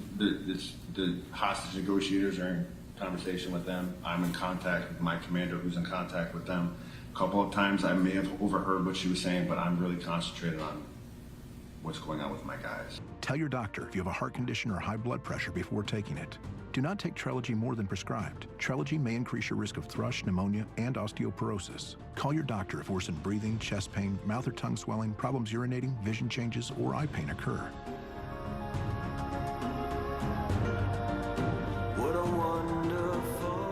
Ask your doctor about once daily Trelegy for COPD, because breathing should be beautiful all day and night. Herbal Essences is a force of nature, made with supercharged botanical blends. Our sulfate-free formulas deeply penetrate to boost hair health without the Salon Naturals price tag. Herbal Essences. Switch to Cricket and get nationwide 5G, so you can post that epic ooh. If you switch, you also get a free phone. what you need. Welcome to Getting More. Welcome to Cricket Nation. Smile, you're on Cricket. Cream on the left, one more episode. Cream on the right, we crushed the whole series. Yes! Oh, that was really good. Oreo, stay playful. No matter what kind of teeth you gotta brush, Oral-B Electric cleans better with one simple touch. Oral-B's dentist-inspired round brush head hugs them, cleans them, and gets in between them for 100% cleaner teeth. Your perfect clean starts with Oral-B. A Chewy pharmacy order is en route for Summit, who loves the outdoors. So her parents use Chewy to save 20% on their first order of flea and tick meds. Delivered fast so Summit never misses a dose or an adventure. For quality meds, for life with pets, there's Chewy. Sore throat got your tongue? Mucinex Insta-Sue Sore Throat Medicated Drops. Uniquely formulated for rapid relief that lasts and lasts. That's my baby! Try our new sugar-free cough drop. Insta-Soothe! Monday morning, you want the stars, we've got the stars. And the backstage Oscar moments you don't see. From the red carpet to the parties. See you Monday morning. You know. This Sunday. And the Oscar. And the Oscar. And the Oscar goes to... It's the Oscars, live on ABC and Hulu, with performances by Ariana Grande, Cynthia Erivo, Doja Cat, Lisa, and many more. Plus, a must-see opening show moment you can't miss. Hosted by the legendary Conan O'Brien. The stars, the glamour, and me. The Oscars, Sunday at 7 Eastern, 4 Pacific, live on ABC and Hulu. I'm 110% ready to fall in love. Tall, handsome, smart. He's perfect. Time just stood still. It's kind of already sinking in that these other girls are dating my boyfriend. Everybody just really wants Grant, and we're all fighting for his love. You act like you don't care. He knows how I feel. I know I'm in trouble. Everyone's so mean. I did not know how hard this was gonna be. You know how difficult my dad is. You know, I hear everything from in here. I'm broke and I need a place to stay until I find a job. Can we try to talk to each other like rational adults? Have you watched the news lately? That's not a thing anymore. You could go back to law school. That's always been your dream. Actually, that was your dream for me. You like to argue. You do love to argue. You might as well get paid for it.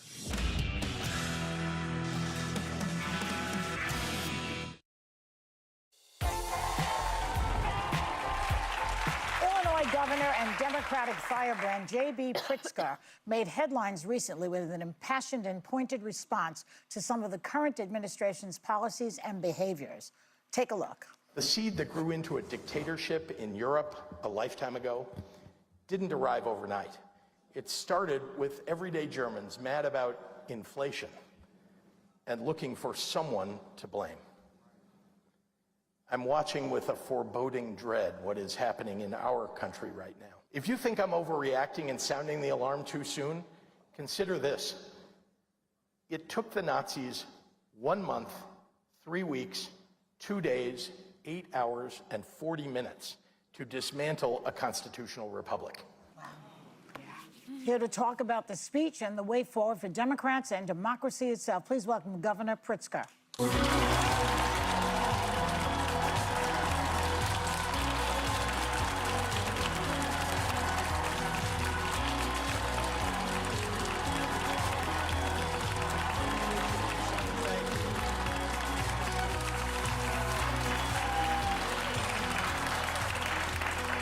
It's great to have you here. It's great to be here. Thank you. Speech. Incredible. Thank you. And by the way, I was trashing billionaires, but you're one of them, and I like you.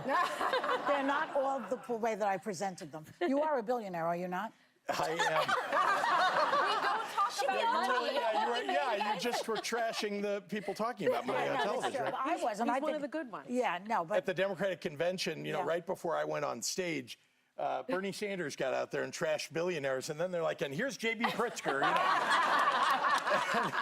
and then I talked about how, Donald Trump isn't a real billionaire. He's not. So, yeah. Look at God. But you are.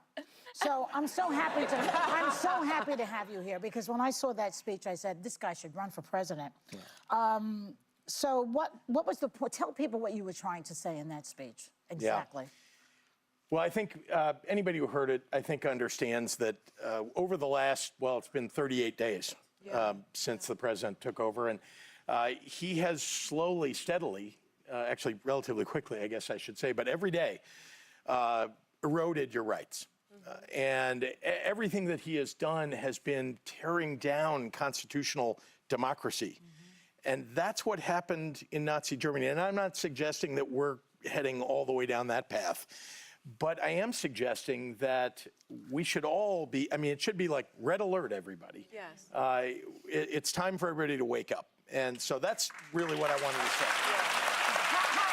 Just one follow-up question. How do you get the Republicans to wake up? Because the Republican Party in Congress needs to really get a fire lit under them. What do you do for that? Well, let's start with the fact that when you talk to many Republicans, when they're not, you know, they don't have the cameras on them and they're not in front of Donald Trump, they will tell you that they think what he's doing is wrong. But then out in public, they'll vote with him. Why? And I think they're afraid. They are afraid. They're afraid in their own primaries. They're going to get primaried and they'll lose. And to be honest with you, I don't think anybody should be in public service if your primary concern is staying over and over and over again. You ought to be able to, you ought to be willing to put it all on the line to do what's right. In fact, that's what I think that, I think that's the reason to do public service, is that there comes along every once in a while an opportunity to stand up and do what's right and risk it all to stand up for the people. Well, people, for the people. Now, the president has called himself a king. He called Ukrainian President Zelensky a dictator, but refused to say the same about Russia's President Putin. He's talked about making Canada the 51st state somehow, seizing the Panama Canal, buying Greenland, even though it's not for sale. He seemingly joked about running for a third term, which really concerns me. How much of that do you take seriously? Look, a lot of this on his part is distraction. He's trying to get, you know, look over here, don't look at what I'm doing down the middle here, right? And what are they doing? They're tearing down healthcare.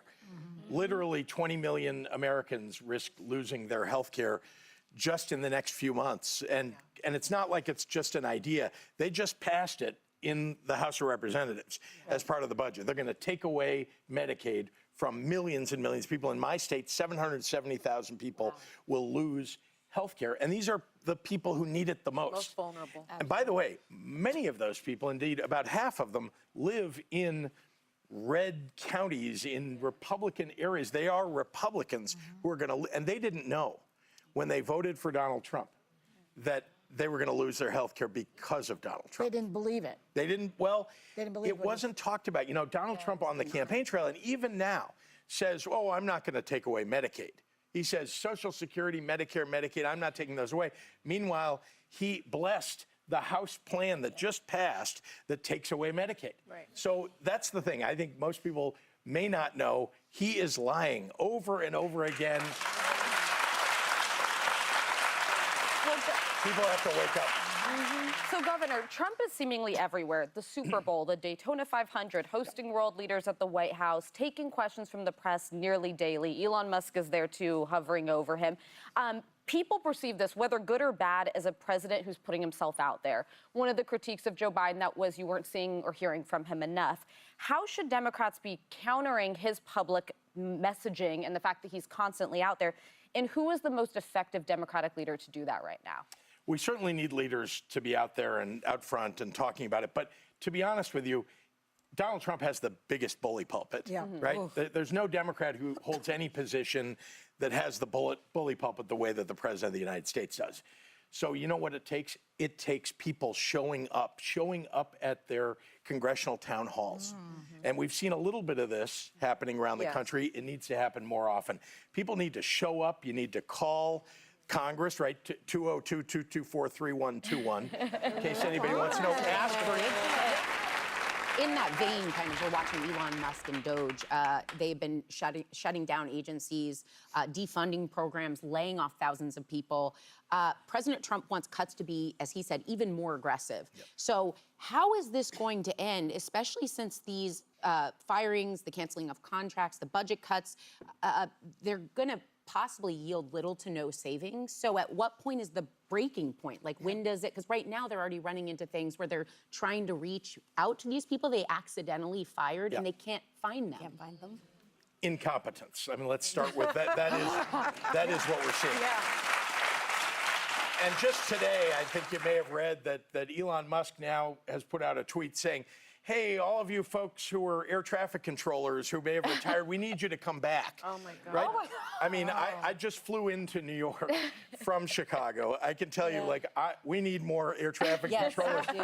I want to make sure that we have safe airways for everybody to fly. Yeah. But it's not just that. I mean, the reason I think that Americans are beginning to react, and you'll see more of it, is that the very things that people rely upon every day, right? It's your veterans services. People who need therapy, they go to Veterans Administration for that.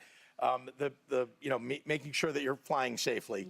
Making sure in my state we have poultry and meat inspectors. Seems pretty important to all of us here, I'm sure. If you go to the store, you want to make sure your meat and poultry isn't contaminated.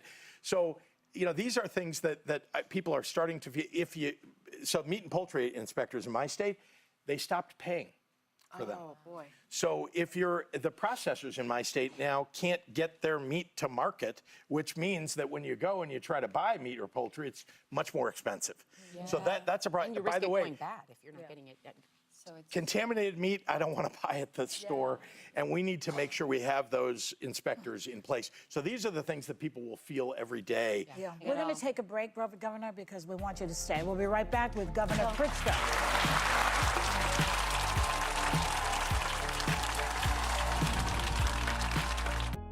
Known for sharing what you love. No one wants to be known for cancer, but a treatment can be. Keytruda is known to treat cancer. FDA approved for 18 types of cancer, including certain early-stage cancers. One of those cancers is triple-negative breast cancer. Keytruda may be used with chemotherapy medicines as treatment before surgery and then continued alone after surgery when you have early-stage breast cancer and are at high risk of it coming back. Keytruda can cause your immune system to attack healthy parts of your body during or after treatment. This may be severe and lead to death. See your doctor right away if you have cough, shortness of breath, chest pain, diarrhea, severe stomach pain, nausea or vomiting, headache, light sensitivity, eye problems, irregular heartbeat, extreme tiredness, constipation, dizziness or fainting, changes in appetite, thirst or urine, confusion, memory problems, persistent or severe muscle pain or weakness, muscle cramps, fever, rash, itching or flushing. There may be other side effects. Tell your doctor about all medical conditions, including immune or nervous system problems, such as Crohn's, ulcerative colitis, lupus, or myasthenia gravis, or Guillain-Barré syndrome, an organ, tissue, or stem cell transplant, or receive chest radiation. Keytruda can harm your unborn baby. Keytruda is an immunotherapy and is also being studied in hundreds of clinical trials exploring ways to treat even more types of cancer. It's true, Keytruda. See all the types of cancer Keytruda is known for at Keytruda.com and ask your doctor if Keytruda could be right for you. My skin, she gets thirsty. And Venus gets it. So when I shave, it's the new Venus Moisture Glide. It's got 5 blades and bars with a touch of argan oil that lock in moisture. Feel the power of smooth. My skin, my way. Venus. Marshall's buyers are detail-obsessed perfectionists who take quality very seriously and go to the ends of the earth to hustle the best of the best for you. Yes. We get the deals. You get the good stuff. Marshall's.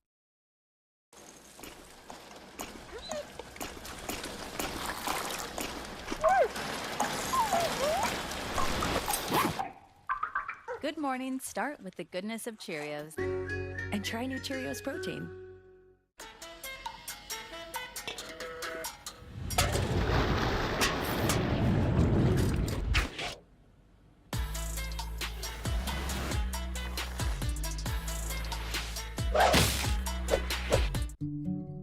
Home is a warm and fuzzy feeling. Experience the comfort of home wherever you go. With the familiar, long-lasting freshness and cuddly softness of Snuggle.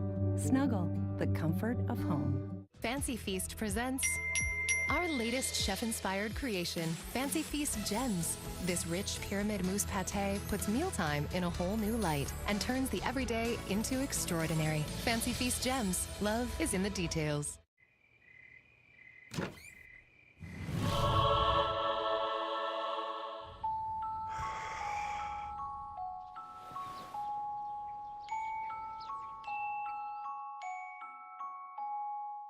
My accountant, who uses unsecured email, has all my tax info. Tax forms have all the personal info thieves need to steal your identity. That's why LifeLock monitors millions of data points for identity theft. Get a first-year offer at LifeLock.com. This Sunday. And the Oscar. And the Oscar. And the Oscar goes to. It's the Oscars, live on ABC and Hulu, with performances by Ariana Grande, Cynthia Erivo, Doja Cat, Lisa, and many more. Plus, a must-see opening show moment you can't miss. Hosted by the legendary Conan O'Brien. The stars, the glamour, and me. The Oscars, Sunday at 7 Eastern, 4 Pacific, live on ABC and Hulu. Tonight, where's the one place to see the stars, the nominees? Mind-blowing. Powerful. Audacious. So fun. Countdown to the Oscars with Robin Roberts. Don't be wicked, Robin. But I want to be popular. Tonight on ABC.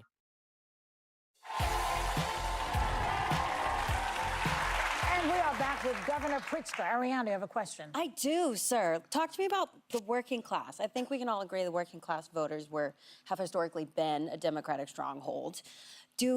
But until the last election, when either they voted for MAGA or they stayed home. Yeah. Trump dominated issues on like trade, immigration, no taxes on tips, that sort of a thing. Do you think that Democrats have lost touch with the working class voters? And do you have any suggestions as to how they could potentially start to remedy that? Yeah, what I don't think is that we should change the fundamental policies of the Democratic Party to move to the right to try to address this. The problem in the last election was messaging. Honestly, we have the right position. I'll give you an example. We're for raising the minimum wage. $7.25, $14,000 a year is the federal minimum wage. It is not sustainable. Nobody can live on that anymore. Correct. Right? In my state, we raised the minimum wage to $15. Now, we ought to do that nationally.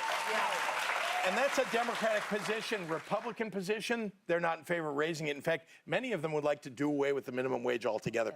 That is an issue on which you can win an election. And that's just one, right? There are several. How about Medicaid? How about health care across the board? Right? In my state, we did away with prior authorizations for mental health care, for example, right? When you're in crisis. You should just have access to it. You shouldn't have to pick up the phone and call your insurance company to say, you know, I have a real crisis. Can I get authorized to get medical care? That shouldn't be. And so we did away with that. There's no prior authorization. 72 hours you can get whatever services you need to deal with that problem. By the way, we've got to stand up for the most vulnerable people in our society. And to me, the Democratic Party has always stood for that. We're going to continue to stand for that. To get that out there, though. But we need to make sure that we don't go down the rabbit holes that the Republicans set for us, right? That we've got to go talk about all these other, what are issues that affect very small numbers of people. We should stand up for them. By the way, it's cruel to go after the smallest minorities, right? To be viciously attacking them. Yes, that's what they do. And that's why it's an instinct by Democrats to stand up and say, that's wrong. Because we're the party of civil rights. And so we're going to stand up for people who need it. But we tend to bite at every one of these things. And we've got to make sure that we're broadly talking about the economic issues that are affecting people's daily lives. Well, let me ask you this, Governor. I mean, we touched upon it a little bit. There have been a lot of Republican voters at these town halls, and you see their anger, you see their rage about Trump's executive order, executive overreach, giving the Elon Musk, the unelected person, so much power. Are Trump supporters, you think, having voters' remorse? Because you said the prices at the grocery store are going up because democracy is being taken away. Egg prices are set to rise actually by 40%. Explain that. Well, because, look, you think Elon Musk goes and buys eggs at the grocery store? No. No, he has no idea what's happening, right? Your tomato prices are going up because we're going to pay 25% tariffs on tomatoes coming from Mexico. Wow. Right? Yeah. So this is just an example, but it's people who've been put in charge, right? They're the most powerful, the wealthiest people have been put in charge, and they're unelected. They don't understand. They didn't get elected by everyday Americans to do anything. They just got appointed by Donald Trump because they gave huge contributions. In the case of Elon Musk, $250 million that we know of that he gave to him. So, he bought his way in, and Donald Trump basically has handed the government over to this guy. And so, yeah, that's what's happening. I mean, that democracy the fact that they're taking away your democratic rights, you voted for your representatives thinking that they're going to go stand up for you and the things that matter to you and make life more affordable for you and a little bit easier. And instead what you get is Elon Musk making decisions for you, and he didn't get elected to anything, and you probably don't want him running the country. We don't. No. Well, Governor, if I could ask you, you're highly impressive, and I think you talk like a straight shooter. You've always been at the top of my list of someone who could run for president in 2028. I'm not going to ask you now to agree to that. But when you talk privately with Democrats, a concern is he's a white billionaire. And then another fellow governor of yours I love, Josh Shapiro of Pennsylvania, they say, well, he's a Jewish guy. Have Democrats gone too far with identity? Representation we love, but with identity, that you can't elect the most qualified person if he's a white billionaire or the most qualified person if he's a Jewish governor? Here's Sounds what more matters. like racism than anything else. Yeah, but that is something that comes up. Yeah. I think here's what matters, and I think the way we ought to be judging people is not by how much money they made or what their ethnic background is or their religion. Those aren't the things. I think it's, what experiences they had in their lives that give them some compassion and empathy. I want to, I think about my mother. My father passed away when I was 7, my mother when I was 17. She was an alcoholic from my age 7 to age 17. And she was, honestly, she's my hero. Yeah. Why? She fought, she was a widow with 3 young children. She fought alcoholism, for 10 years until it killed her. And, but she was somebody who, when she was sober, she was an activist on behalf of the LGBTQ plus community. She was an activist on behalf of reproductive rights. And I was the youngest kid, so there, nobody was, when my brother and sister as teenagers were out playing with their friends, my mother would take me with her to the marches, to the meetings. And I can tell you that I think the experience of that taught me some compassion. It taught me to stand up for people who sometimes don't have any power. It's why I got involved in early childhood development.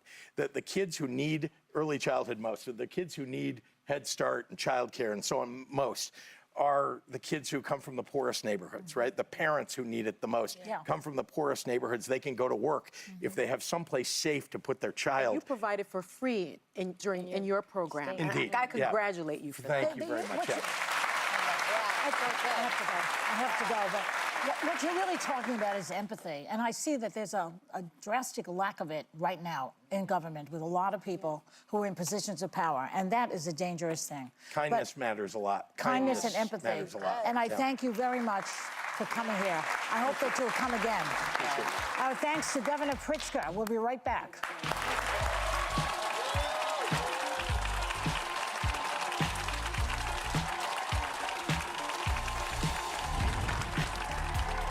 Yep, your worst nightmare. Your car broke down. Now you're worried if it's gonna cost you a fortune in repair bills. Unless you already called CarShield, the legit #1 auto protection company in the country. When you're protected with a plan through CarShield, the process is smooth like ice and done in as little as 3 steps. 1. First, the tow truck takes your car to the shop. The cost of towing, covered when you got a plan through CarShield. Next, you probably need to get around while your vehicle's being repaired, right? 2, plans through CarShield have rental car options too. Then comes the best part. 3, when you pick up your vehicle, you don't have a big repair bill to worry about. CarShield administrators get your covered repairs paid directly to the shop, so you're back on the road with no worries. Call now to get an affordable plan through CarShield for your vehicle before it's too late. When you call CarShield, whether you got a small problem like a power window motor that could cost a few $100s, or a big problem like an engine or transmission that could cost you thousands of dollars, you're taken care of. CarShield is the #1 auto protection company in the country, and their administrators have paid out more than $1 billion in auto repairs. That's billion with a B. CarShield is the choice that gives you the CarShield guarantee. Your rate never goes up, and your coverage never goes down, no matter how many claims you have. Look, it's inevitable. As your car or truck ages, the parts and components are gonna fail. It's not worth the risk. Call CarShield now. Waiting until your car breaks down is too late. Call CarShield for coverage on up to 5,000 parts and get the CarShield guarantee, where your rate never goes up and your coverage never goes down, no matter how many claims you have. Call 800-621-1185. 800-621-1185.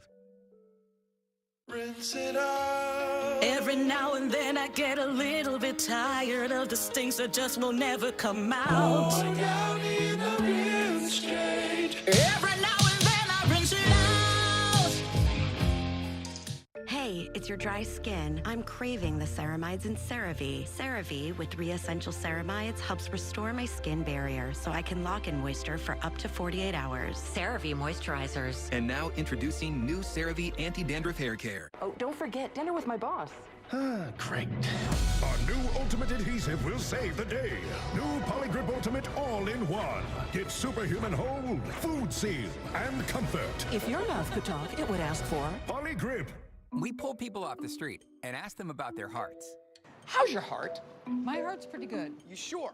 How do you know? You're driving a car, you have the check engine light, but the heart doesn't have a hey, check heart sign. With Cardio Mobile, you can take a medical-grade EKG in just 30 seconds from anywhere. Cardio Mobile is proven to detect atrial fibrillation, one of the leading causes of stroke. The special edition Cardio Mobile Red is available for just $79 for a limited time only. Don't wait. Get one for yourself or a loved one at Cardia.com or Amazon today.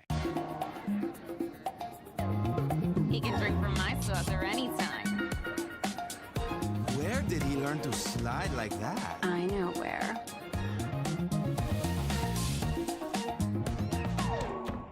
Mopping is hard work. Then I tried the Swiffer Power Mop. It has a built-in solution that breaks down dirt on contact. Plus, its 360-degree swivel head cleans up along baseboards and even behind the toilet. Bye-bye, bucket, with the Swiffer Power Mop. Smoking gave me gum disease, and I lost all my teeth. Here's my tip. You might think quitting feels like pulling teeth. Trust me, it's not even close.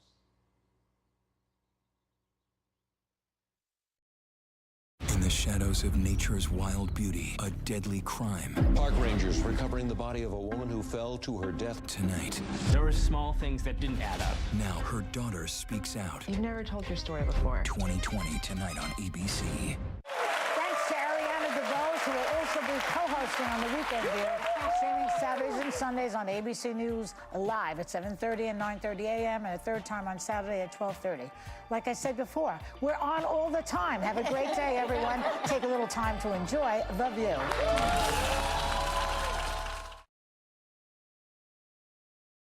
Hi, I'm Conan O'Brien. I'm hosting the Oscars Sunday, March 2nd. This year, whoever guesses closest to the number of mints in this jar gets all the Oscars. We can't do that. It's fun! The Oscars live on ABC and Hulu. I'm 110% ready to fall in love. Tall, handsome, smart. He's perfect. Time just stood still. It's kind of already sinking in that these other girls are dating my boyfriend. Everybody just really wants Grant, and we're all fighting for his love. You act like you don't care. He knows how I feel. I know I'm in trouble. Everyone's so mean. I did not know how hard this was going to be. You know how difficult my dad is. You know, I hear everything from in here. I'm broke, and I need a place to stay until I find a job. Can we try to talk to each other like rational adults? Have you watched the news lately? That's not a thing anymore. You could go back to law school. That's always been your dream. Actually, that was your dream for me. You like to argue. You do love to argue. Might as well get paid for it.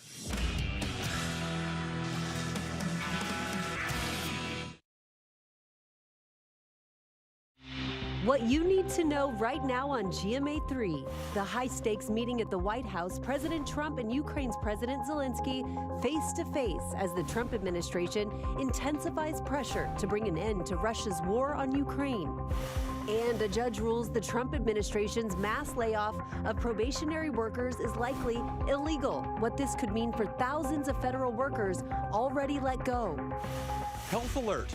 What you and your family need to know about the growing measles outbreak and the urgent efforts to contain the spread.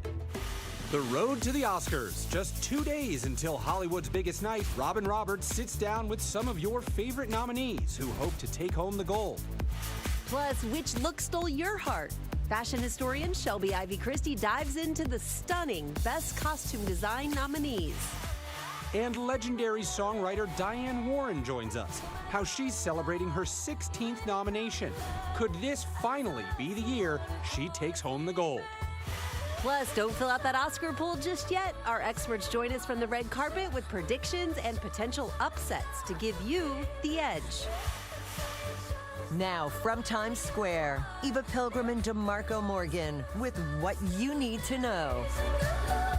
Good afternoon, everyone. Happy Oscars weekend, and welcome to What You Need to Know as we wrap up this week. I'm Rhiannon Alley in for Eva Pilgrim. And I'm Will Reeve in for DeMarco Morgan. Happy Friday indeed. Great to be with you, Rhiannon, and you, Dr. Darian Sutton. It's nice to see you. And we have something pretty serious to talk about here. Measles outbreak continues, and there has been a death in West Texas. It's the first fatality in the U.S. in over a decade. What is the latest with this measles outbreak? Just to show you a map of not only Texas where we are seeing it, but in a couple of other states, including Alaska, California, Georgia, New Jersey, New Mexico, and New York City. Now, these are individual cases. We're only identifying 3 outbreaks, which quantifies or qualifies as more than 3 people at a time. That epicenter right now in Texas. The majority of these cases are unvaccinated, and I think more importantly, the majority of these cases are children, adolescents, and young teens, underscoring the importance of vaccinations to protect those who are most vulnerable. And I know you get these vaccines as a kid. Most people who are vaccinated get them as a kid. What if you're pregnant or immunocompromised? What do you need to know? Well, that's our goal, Rhiannon, is to protect those who are most vulnerable, which are those who are pregnant. When you are pregnant, unfortunately, you should not. It's not recommended to get this vaccine. There's a theoretical increased risk that we want to protect pregnant mothers from, and that's why we vaccinate as much as we can in the population and the community. Your goal is to get 95% protection. So if you are vulnerable, if you are pregnant, this is a time where you want to make sure that you increase your protection, wearing that mask, washing that hands. But overall, the general risk of this spreading out to the public, thanks to the general vaccinations, is relatively low. Your highest risk right now is the flu. Majority of my patients are suffering from flu A, so you want to really protect against that, and the byproduct is protecting against this. And can you still spread measles if you're vaccinated? You know, theoretically you can, but the risk of spreading it while vaccinated is low. The risk of getting it while vaccinated is low. The vaccine protects up to 97%, is 97% effective, and that's a lifelong vaccine. Viruses are different. The measles vaccine doesn't like to mutate. It's one of the reasons why that vaccine is still protective throughout your life. If you are concerned, if you are having an immune-compromised condition, or if you feel like you're in an area where there's a high rate of measles, you can certainly talk to your doctor about getting tested for immunity. But overall, the risk to the general public, those who are vaccinated, is still low. Talk to your doctor, as always. Dr. Darian, thank you for breaking that down for us. Let's turn now to Perry Russum, who's here with the latest headlines. Hey, Perry. Happy Friday. Great to see you guys. We begin with the high-stakes face-to-face meeting at the White House. Ukraine President Volodymyr Zelensky meeting with President Trump as the administration ramps up pressure for a peace deal with Russia, who started the war 3 years ago. Trump has called Zelensky a dictator, but yesterday softened his tone. They're signing a deal to share Ukraine's natural resources. Zelensky says he needs security guarantees from the U.S. so Russia will not invade again. And overnight, a judge ruled the mass firing of thousands of probationary federal workers is likely illegal. The judge says the Office of Personnel Management did not have authority for those firings. Questions remain over what happens to those who lost their jobs. And we're learning more about the mysterious deaths of actor Gene Hackman, his wife, and one of their dogs at their home in Santa Fe, New Mexico. Officials now calling their deaths suspicious, but so far no signs of any foul play. Police say the bodies appear to have been decomposing for some time. And as consumers worry about the soaring price of eggs, McDonald's is offering a $1 Egg McMuffin this Sunday in celebration of the sandwich's 50th anniversary. You have to get it through their app. And Wendy's says, like McDonald's, it will not raise prices on egg-related products. They're also offering an app deal through Monday. And health experts say, foods like Greek yogurt, tofu, and cottage cheese can be a good high-protein breakfast option. Now to Ginger Z with your weekend weather. Our surge into spring has left a lot of rivers looking like this. This is the Grand River where it meets Lake Erie, Fairport Harbor, Ohio, and the ice jams there. That's going to be an issue on a lot of rivers, but now we'll refreeze. I'll get to those cold temps, but let's talk about what happens in the meantime. We've got wind advisories, talking gusts 45 to 60 miles per hour from North Dakota, Minnesota, down to Kentucky, but also red flag warnings because it's very dry, so that means the fire danger has been upped. Here's the cold air I promised you, and the numbers look like this. We go back to and below average. Detroit will be 15 by Sunday morning, Boston 14, New York City back into the low 20s, so about 10 plus degrees below average. Tuesday, just a big heads up, this area looks like a severe weather outbreak. We'll have more details as it gets closer. Ginger, thank you, and check this out. All hail Steph Curry yet again. Halftime buzzer beater from well beyond half court. He scored 12 three-pointers, the most by a player this season. And Warriors head coach Steve Kerr says, "We're spoiled around here. Rihanna, I know your daughter plays basketball. Huge Steph Curry fan. Is she practicing these shots at home anywhere?" Do you know what my daughter does when she makes a shot? She does the Steph Curry. The night-night. She does the night-night. Very Yes, nice. she does the night-night. Thanks, Barry. 56 points for Steph. That was amazing. Incredible. Yeah. Just incredible. Love watching him. There is so much more ahead right here on GMA3 on this Friday. Buckle in for your red carpet ride. We will preview Robin Roberts' Oscars Countdown Special. That is coming up. And later on, we're rooting for her every year. Legendary songwriter Diane Warren, nominated 16 times. Why this may be finally the year. Stay with us on GMA3. ABC's GMA3, what you need to know, brought to you by Consumer Cellular. When freedom calls, we're here to answer. Oh, I hate these things. Yeah, sometimes you just want a human. Can we get a human over here? That's one of the great things about Consumer Cellular. Their 100% U.S.-based customer service is also 100% human. You don't have to, you don't have to talk to a bunch of robots, just humans in America. Robots are the worst. Yeah, I think it's mad at us. For those 50 and up, get 2 unlimited lines for $30 each with Consumer Cellular. I heard you found someone special. Yeah. Is that dog food in the fridge? It's not dog food. It's Fresh Pet. Real meat, real veggies for Peter. That's Peter? Should have known. You do make a pretty cute couple. Are my 5 morning alarms a metaphor for everything else I'm putting on, like my laundry or my 768 unread texts? I'm just your dermatologist. 769. Try Hydro Boost. Neutrogena, weightless hydration that goes deep. Psst, psst.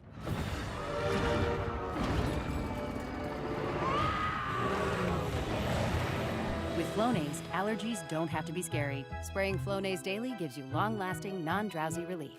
Psst, psst. Flonase, all good. Febreze.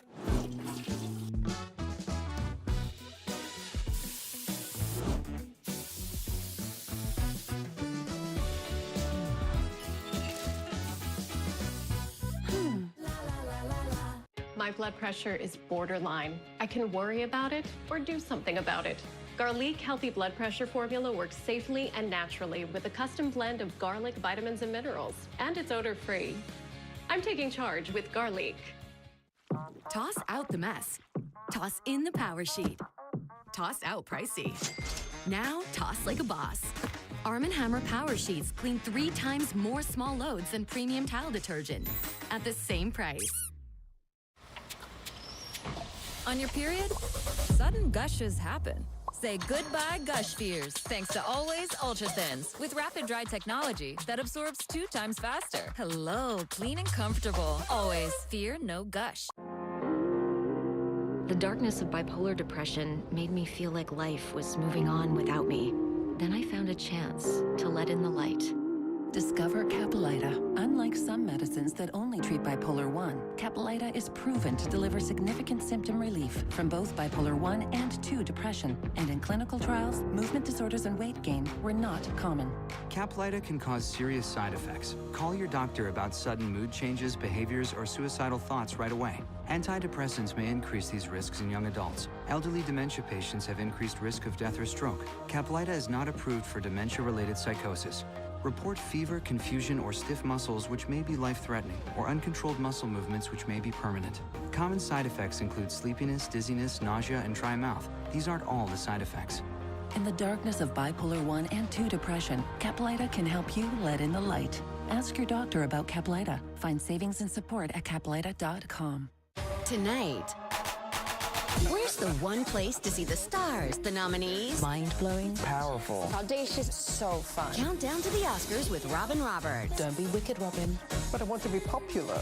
Tonight on ABC. Welcome back to GMA3. This Sunday, March 2nd, marks Hollywood's biggest night, the Oscars. And our own Robin Roberts sat down with some of the nominees ahead of Sunday's big show. Take a look at this.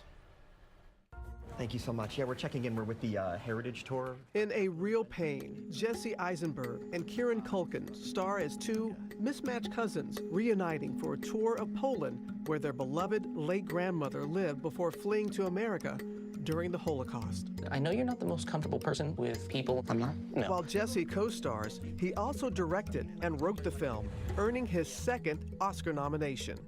And of course, many people know 2011, The Social Network. That was for acting. Yeah. This one is for original screenplay. Yeah. So exactly. 14 years later and in a different category, how does it feel? Yeah. Oh, it's so surprising. I never would have expected this kind of thing. I like, as an actor, like I'm in like a very unstable position, because as an actors, we're all like looking for the next job. Every job you do, even if it's like a great thing, it ends in 3 months. And so my feeling when I started like working in the arts was just to like try everything I possibly could to just increase the chances that I'd be busy. This is ridiculous. Tickets are probably like $12. That's the principle of the thing. We shouldn't have to pay for train tickets in Poland. This is our country. The film already winning big. Kieran picking up numerous awards for Best Supporting Actor and is in the running for an Oscar. I think I, under normal circumstances, would feel like so proud of an actor in my movie, like getting an award, but Kieran never made me feel like I was his boss. So I have like a weird sense of pride because Kieran, it always felt like he was my boss because he was kind of like in the spirit of the character, and his character is constantly kind of like mocking me and belittling me. And that was just like our relationship off screen. I would be setting up a shot as the director and he would come over and just be like, "This is an interesting shot you're setting up," and walking away. It kind of feels like I still need to impress him. And so I love him and I'm so happy for him. In Wicked, co-stars Cynthia Erivo and Ariana Grande's chemistry flies across screen. Why, Miss Elphaba? Look at you. You're beautiful. Cynthia's Elphaba, alongside Ariana Grande's Glinda, taking two iconic characters to new heights. It has taken on a life of its own. Was there a moment when even you were like, we got something here? That first duet that they have together, that felt special when we were both in the room together and our voices had come together. Loathing, unadulterated loathing. I just don't think we expected what's happened. This is beyond, it's beyond. Even I'm surprised by the reaction from all walks of life. Many fans taking to social media, from the viral choreography and What Is This Feeling, to attempting Cynthia's melodic nuances in defying gravity. I can only imagine people who come up to you, and I am not going to do it. I'm not going to try and hit the high note, though my producer wanted me to do it. I'm not. But has it caught you off guard sometimes, the people coming up to you? Now it doesn't catch me off guard, but it did at first. People would just sing the war cry, and I'd be like, okay, good. But it does happen. It's happening more and more often now, and I kind of love it. It's kind of wonderful.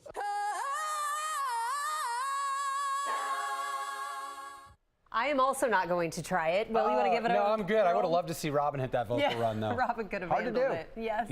Catch the rest of these interviews and much more in the all-new special Countdown to the Oscars with Robin Roberts that airs tonight at 8, 7 Central here on ABC and streaming on Hulu. And don't miss the 97th Academy Awards this Sunday right here on ABC. And just ahead here on GMA3, it's been nearly 4 decades since her first Academy Award nomination. Legendary songwriter Diane Warren has been nominated 16 times.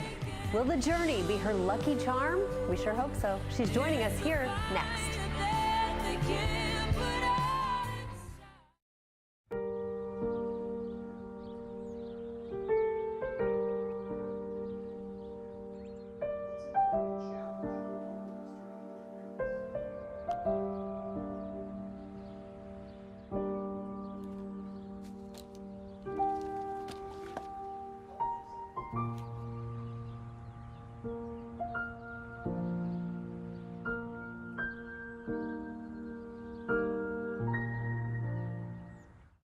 The average dog only lives to be 10. At the Farmer's Dog, we don't think that's long enough. That's why our food comes in personalized portions. Because a dog at a healthy weight can live a longer, happier life. Still searching for the one? Olay Super Cream with SPF. The power of 5 in one super cream. To hydrate smooth, brighten firm, and protect. Skin just drinks it in to boost cells for more resilient skin. It's Super Cream. Only Olay.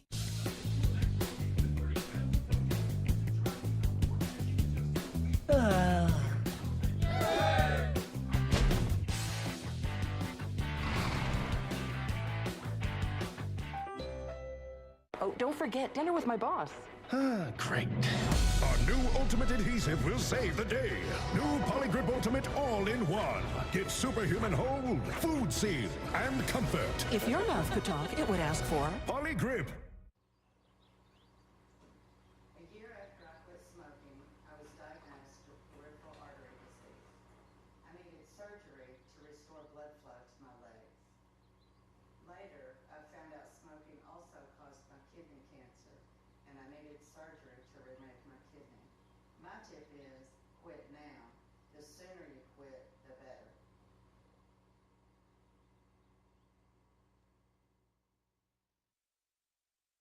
Herbal Essences is a force of nature, made with supercharged botanical blends. Our sulfate-free formulas deeply penetrate to boost hair health without the Salon Naturals price tag. Herbal Essences. Known for pursuing your passions. No one wants to be known for cancer, but a treatment can be. Keytruda is known to treat cancer. FDA approved for 18 types of cancer, including certain early stage and advanced cancers. One of those cancers is early-stage non-small cell lung cancer. Keytruda may be used with certain chemotherapies before surgery when you have early-stage lung cancer, which can be removed by surgery, and then continued alone after surgery to help prevent your lung cancer from coming back. Keytruda can cause your immune system to attack healthy parts of your body during or after treatment. This may be severe and lead to death. See your doctor right away if you have cough, shortness of breath, chest pain, diarrhea, severe stomach pain, nausea or vomiting, headache, light sensitivity, eye problems, irregular heartbeat, extreme tiredness, constipation, dizziness or fainting, changes in appetite, thirst or urine, confusion, memory problems, persistent or severe muscle pain or weakness, muscle cramps, fever, rash, itching or flushing. There may be other side effects. Tell your doctor about all medical conditions, including immune or nervous system problems, such as Crohn's, ulcerative colitis, lupus, or myasthenia gravis, or Guillain-Barré syndrome, an organ, tissue, or stem cell transplant, or receive chest radiation. Keytruda can harm your unborn baby. Keytruda is an immunotherapy and is also being studied in hundreds of clinical trials, exploring ways to treat even more types of cancer. It's true. Keytruda. See all the types of cancer Keytruda is known for at Keytruda.com and ask your doctor if Keytruda could be right for you.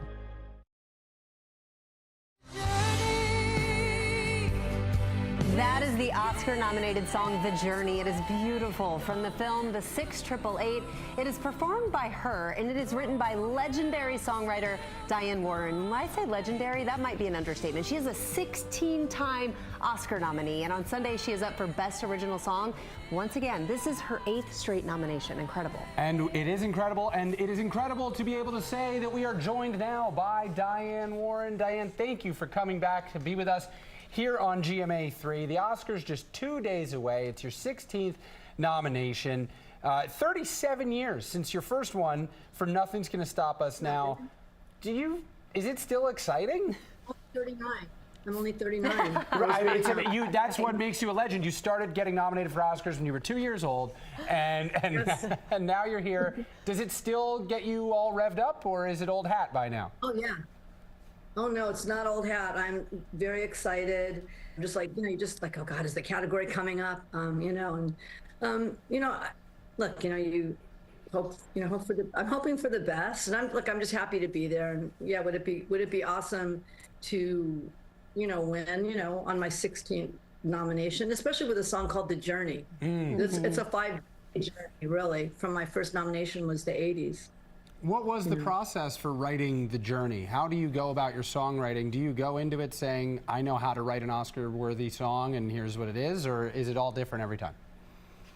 Well, like with this song, my friend Carrie Seelig, she produced the movie, and there was no script that I could read, but she showed me a sizzle reel of the real women of the 688 Battalion, and then she walked me through the scenes of the movie. So I got to see it in my mind, you know, and I'd never written a song that way before. And so that was a whole different experience. And I just sat down the next day and started playing those chords and singing that chorus. And that chorus, it came really quickly, you know, like they usually don't come that quickly. And this song kind of was almost like a gift. I mean, it wasn't like I didn't write it I wrote it, it came easier. You know what I mean? Like it wasn't struggling, you know. I watched it kind of come. How does it feel all these years later? You're out, you're at the supermarket, you're in an elevator, or just listening to the radio. Do you still get those butterflies when you hear your own music? Oh, yeah, I love it. Are you kidding me? A song I wrote in my little room, you know, that sitting by myself, which is weird because no one does that anymore. You know, there's usually a lot more, there's like 10 writers on a song. With me, it's just one. But I'm sitting in my room, and what I love to do is go to like TikTok and look at all the covers that people do. So there are people in different countries I'll never meet, and they're sitting in their room, just like I'm sitting in my room creating that song. You know, they're sitting in their room, you know, playing and singing that song, and it's amazing. It's beautiful. Diane, we've got to let you go, but before we do you have an acceptance speech written or at least mapped out, just in case this is the year? I'm hoping I am gonna sit down and actually give it some thought. Okay. I am. Well, we hope that we get to hear you deliver it just like you've delivered so much greatness to movies for decades now, and we appreciate you joining us here on GMA3. Thank you. Thank you. Thank you so much. Good to talk to you guys. You as well. And you can catch the 97th Academy Awards this Sunday at 7 p.m. Eastern, right here on ABC. That song is so beautiful. I hope it's her year. Just ahead here on GMA3, movies and your mental health, the surprising benefits to watching movies. That's coming up from Dr. D. There's so many benefits. Plus, the power of a good costume to make storytelling magic. Your guided tour of the best costume design nominees. Stay with us. Come on, dance with me. Tonight, where's the one place to see the stars, the nominees? Mind-blowing. Powerful. Audacious. So fun. Countdown to the Oscars with Robin Roberts. Don't be wicked, Robin. But I want to be popular. Tonight on ABC. Now you can listen to a podcast version of Good Morning America, available free wherever you listen. America's most watched newscast, ABC's World News Tonight with David Muir, is now available on YouTube. When we started Blue Buffalo, we made a promise to our boy Blue that we would create the best pet food we possibly could, made with the finest natural ingredients and none of the things you find in many other pet foods. We call it the True Blue Promise, and it's our commitment to feed your pet just like we would feed Blue. It's what makes Blue Buffalo unlike other pet food companies, which have many different brands with different standards. We have one standard, the one inspired by our boy Blue for the well-being of your dog or cat. Because like you, we love them like family too. Huh. Looks like the Millers got some new furniture. And the Garcias? What? The Tippleworths? Orange Days. Honey! Orange Days are here. Ashley's biggest sale of the year. Don't miss it.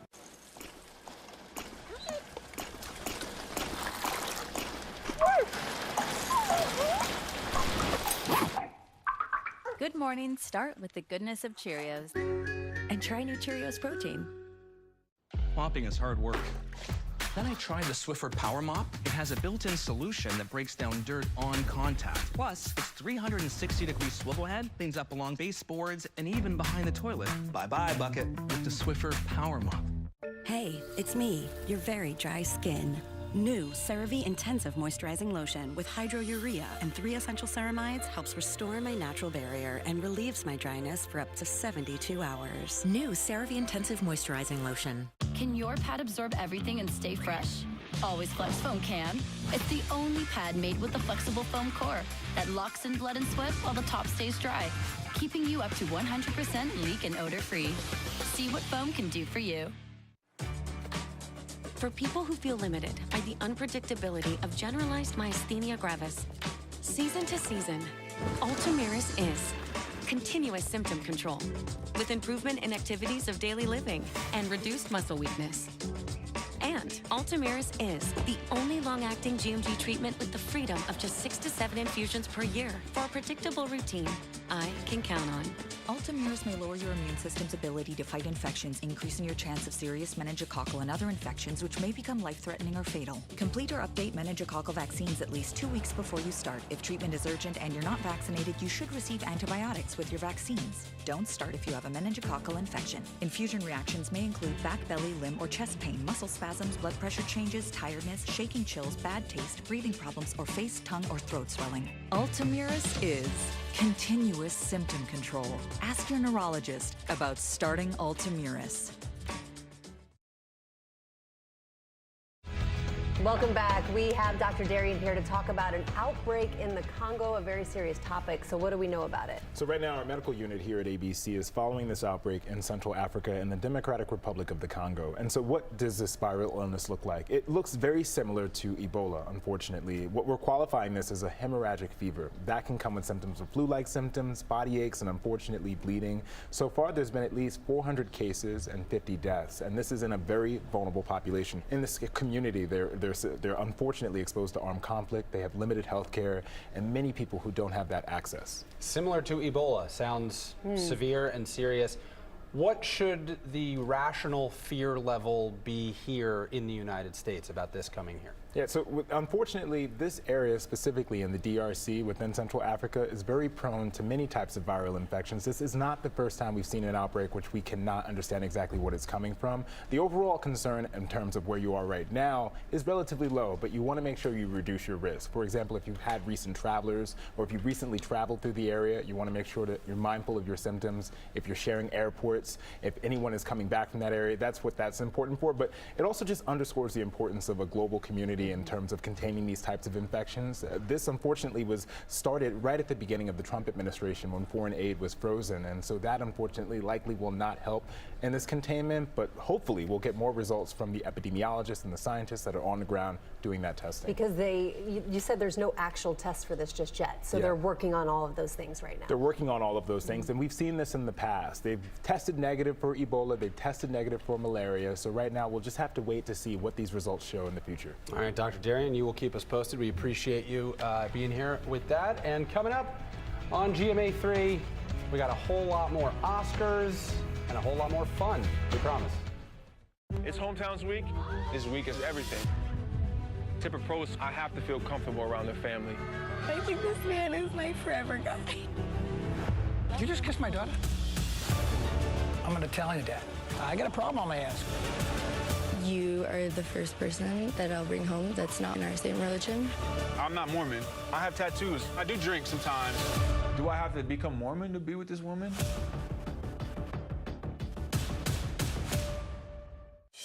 This Sunday. And the Oscar. And the Oscar. And the Oscar goes to. It's the Oscars, live on ABC and Hulu, with performances by Ariana Grande, Cynthia Erivo, Doja Cat, Lisa, and many more. Plus, a must-see opening show moment you can't miss. Hosted by the legendary Conan O'Brien. The stars, the glamour, and me. The Oscars, Sunday at 7 Eastern, 4 Pacific, live on ABC and Hulu. You know how difficult my dad is. You know, I hear everything from in here. I'm broke and I need a place to stay until I find a job. Can we try to talk to each other like rational adults? Have you watched the news lately? That's not a thing anymore. You could go back to law school. That's always been your dream. Actually, that was your dream for me. You like to argue. You do love to argue. As long as we get paid for it.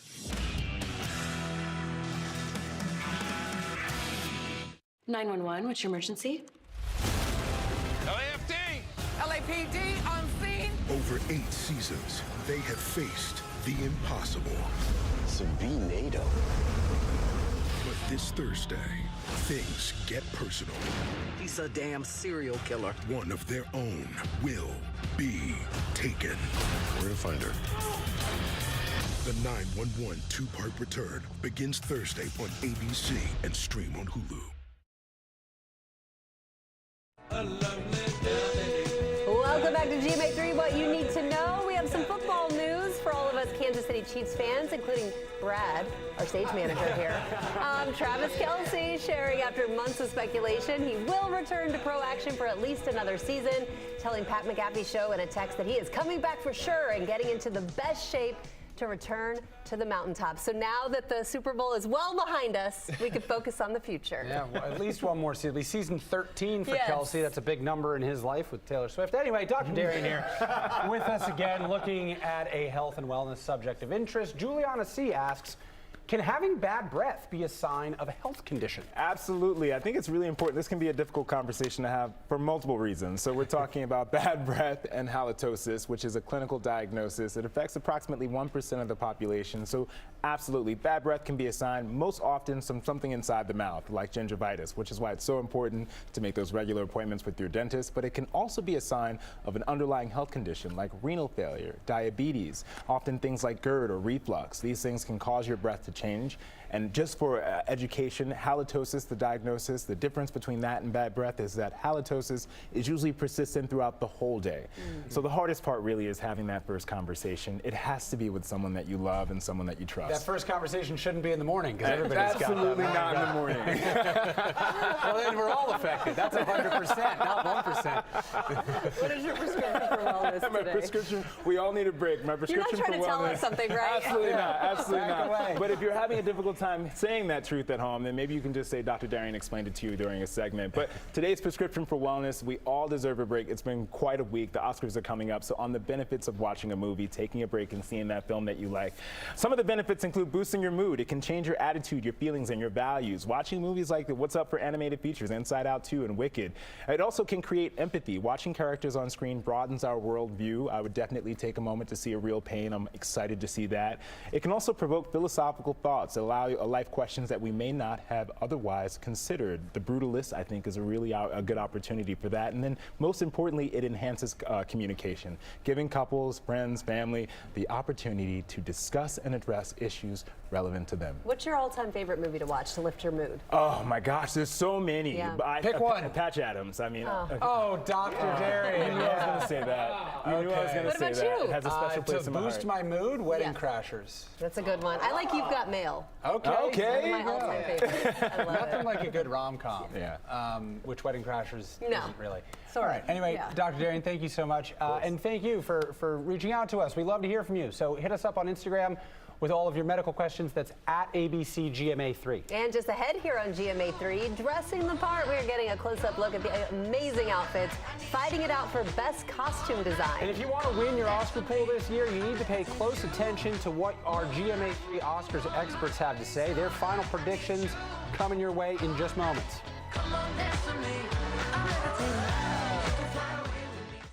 Next week, GMA3 is kicking things off big with country superstar Luke Bryan taking our stage.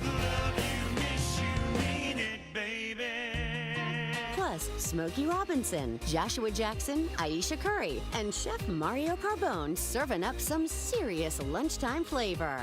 Everything you need to know is right here on ABC's GMA3. Next! Stuck at the DMV, and I think I'm late on my car insurance. Good thing the General gives you a break with flexible payment options. Let's get you a break while you wait. What is this place? This is our DMVIP. Vending machine charcuterie? Ooh. Is that guy getting a painted license? Wait till the driving test.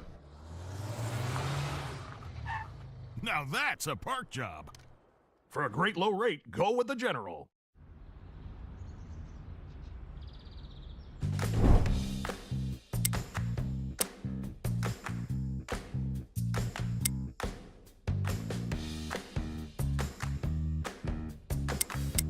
This is not a procedure. It's just a hard-working cream. Revitalift Triple Power with pro-retinol, hyaluronic acid, and vitamin C visibly reduces wrinkles, firms, and brightens skin in 1 week. Ladies, it's time to ask for more. Revitalift Triple Power by L'Oreal Paris. Come on. I cannot live without you. Use the #1 trusted bag to help your beloved leftovers last longer. For the love of food, Ziploc.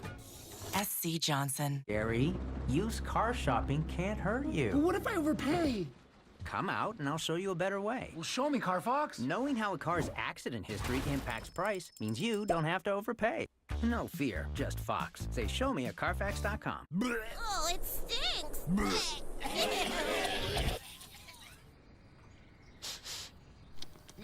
Basic litter stinks. Step up your litter game with Fresh Step's superior odor control. Step it up to Fresh Step.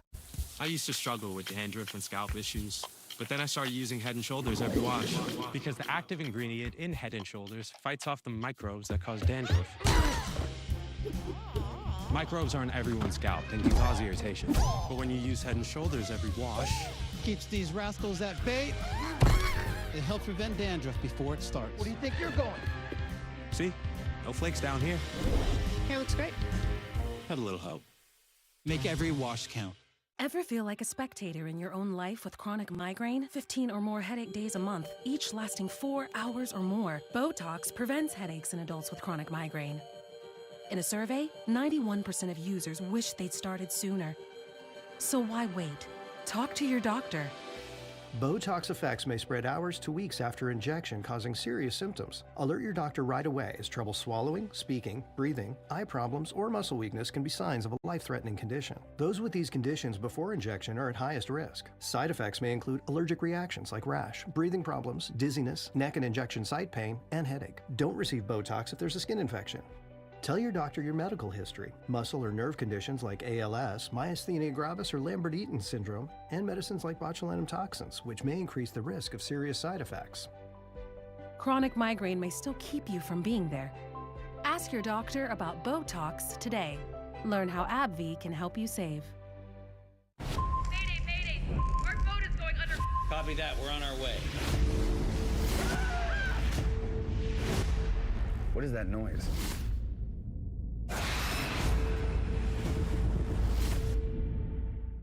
Don't move!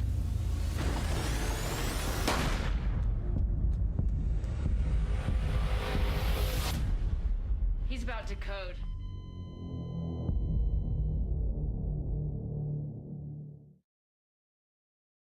Ride on a milk train, babe. I can't buy no thrill. And I think up all night, babe. I'm leaning on the windowsill. Welcome back. That is Timothée Chalamet as Bob Dylan in A Complete Unknown. The film is up for 8 Oscars this Sunday, one of which costume design. It's nominated alongside 4 other films. From period dramas to bold futuristic films, these nominees have turned costumes into storytelling magic. They are part of it.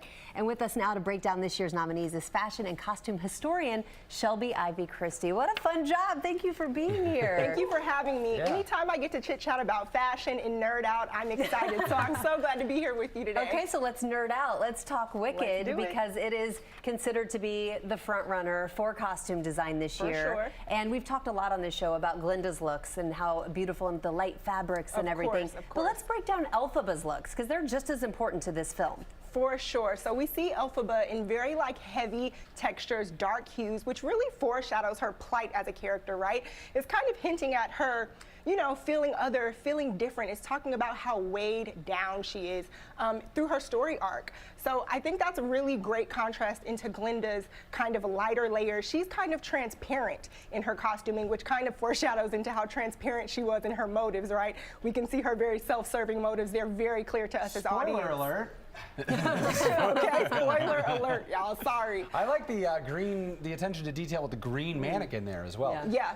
Let's move on to the meticulous costume design in Nosferatu, that Oh, yeah. gothic style. What went yeah. into making that world come to life? I mean, this is a beautifully costumed film, and I think when we meet Ellen in that first scene, she is ghostly in her own right. This gauzy kind of sheer gives us kind of ghost. She is possessed, spoiler alert, in this film, and so we meet her in that possessed state. Her hair is dark and black. It's hovering over her, kind of like that Lord Orlok presence. It's foreshadowing kind of her state of mind, that she is in one way in the spirit world, in that ghostly kind of spirity kind of dress, but then she is also kind of possessed. That black column of hair is hovering over her, and it kind of immediately strikes us. I don't think a lot of people even realize how important costumes are to the films. Oh, yes. And Oh, in yes. Conclave, we were talking during the break, you said this was actually one of your favorites. One of my was the faves. costuming in Conclave. So talk about what they did here, the importance of this, the jewelry, and just everything they used. Yes, so Conclave is, oh my gosh, I'm rooting for Wicked, but I love Conclave.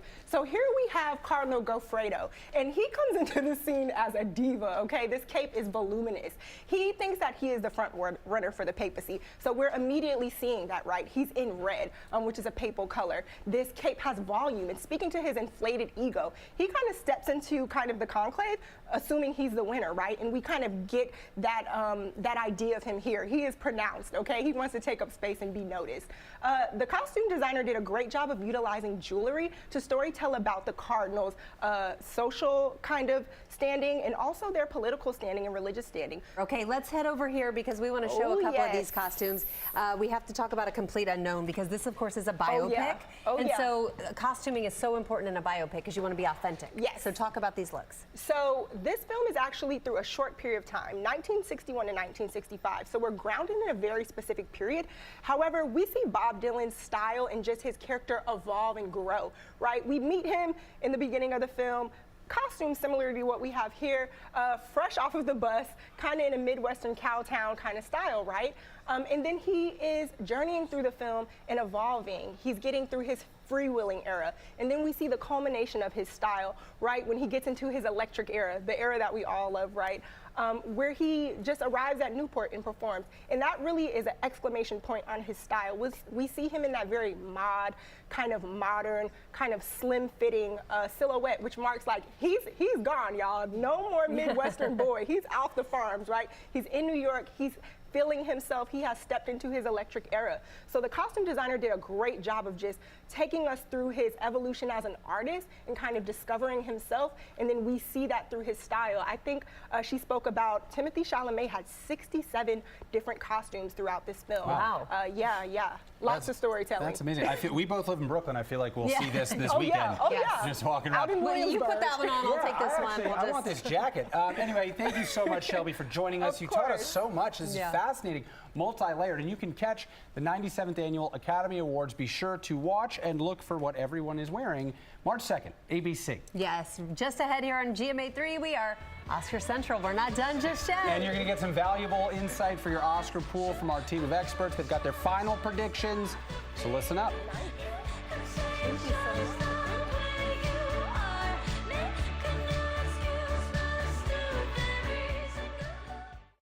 Scout is protected by Simparica Trio, and he's in it to win it. Simparica Trio is the first chew with triple protection. Oh, please! And ticks! Intestinal worms! Whoa, heartworm disease! No problem with Simparica Trio. This drug class has been associated with neurologic adverse reactions, including seizures. Used with caution in dogs with a history of these disorders. For winning protection, go with Simparica Trio. People who come to Cricket stay with Cricket, like Gwendolyn. I stay with Cricket because they tell it like it is. The price on my plan is the price I pay every month. That's it. Welcome to life without hidden fees. Welcome to Cricket Nation. Smile, you're on Cricket.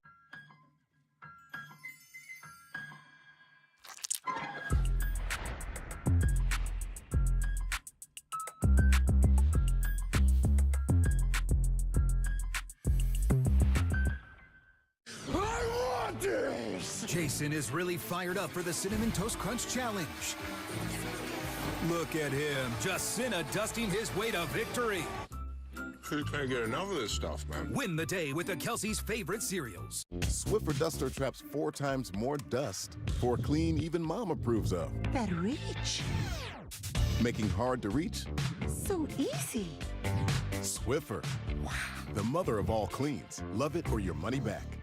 I was scared when I was told age-related macular degeneration could jeopardize my vision. It was hard, but taking PreserVision was easy. PreserVision has the exact clinically proven AREDS2 formula recommended by the NEI. I'm taking control like millions of others.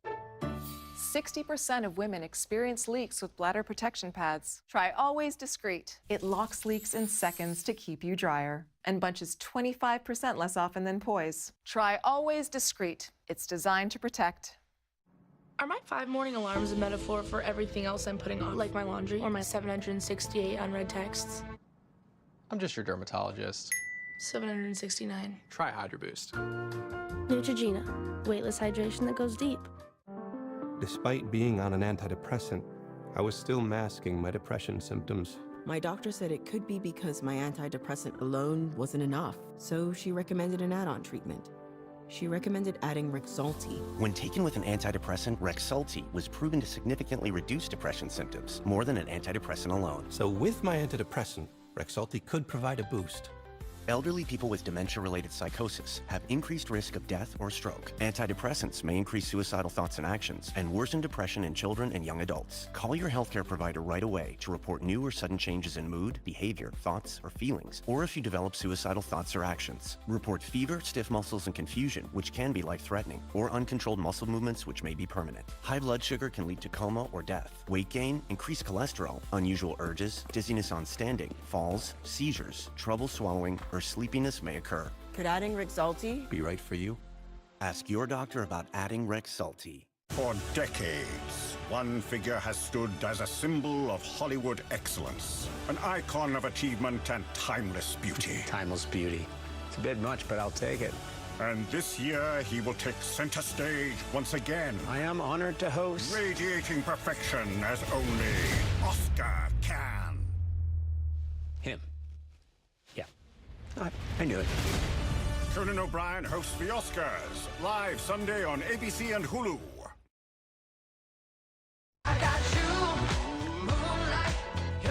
Welcome back to GMA3. We've been talking about it all afternoon, all week, and for months, it seems. The Academy Awards, finally, though, just 2 days away. We are so excited for it, and here to break down everything you need to know ahead of Sunday night ceremony are a powerhouse trio of ABC News contributors. We have Kelly L. Carter, Chris Connolly, and Mike Muse. Welcome, guys. Happy to have you guys here to talk about Hollywood's biggest night. We're so excited. Kelly, let's start with you, because since these nominations came out, it's been a couple of months ago, we've had the SAG Awards, the Critics' Choice Awards, the BAFTAs. We know a lot of people look to those ceremonies to kind of predict Oscar. What about the Best Picture race? Do we know who the front runner is or who's going to win this?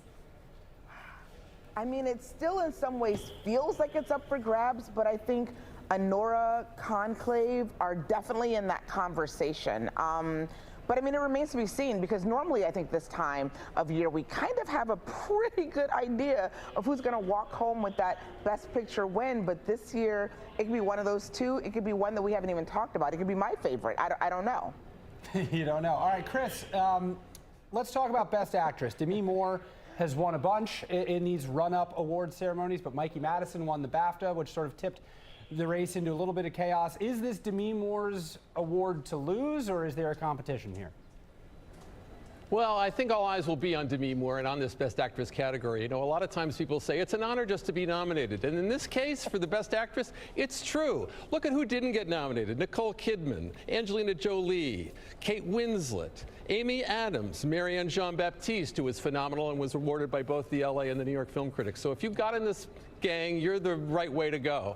As for Demi, I think Demi got nominated for that amazing scene where she looks at herself in the mirror and keeps trying to improve how she looks and can't make it work. Really powerful scene. I think she has a chance to win because of the way she framed her candidacy during her Golden Globe speech, that she was always regarded as a so-called popcorn actress, and that now she has a chance to be an award-winning performer. That's a powerful storyline, and like you say, I think that puts her in the driver's seat as we look to see who will win Best Actress. A very powerful storyline, I agree. So Mike, let's talk to you. One of my favorite parts of the Oscars is filling out that Oscars ballot and picking, you know, who we think are going to win. So who are the locks for people at home who will be filling these out?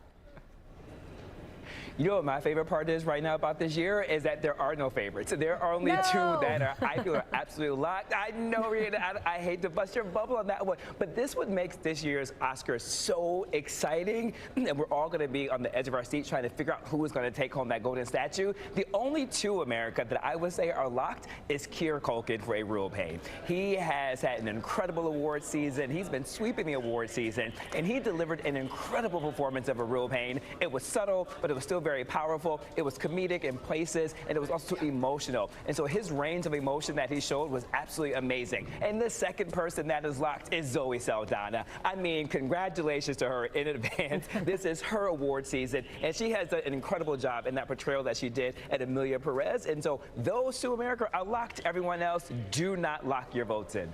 All right, a lot hanging in the balance still, aside from those two categories, according to Mike Muse.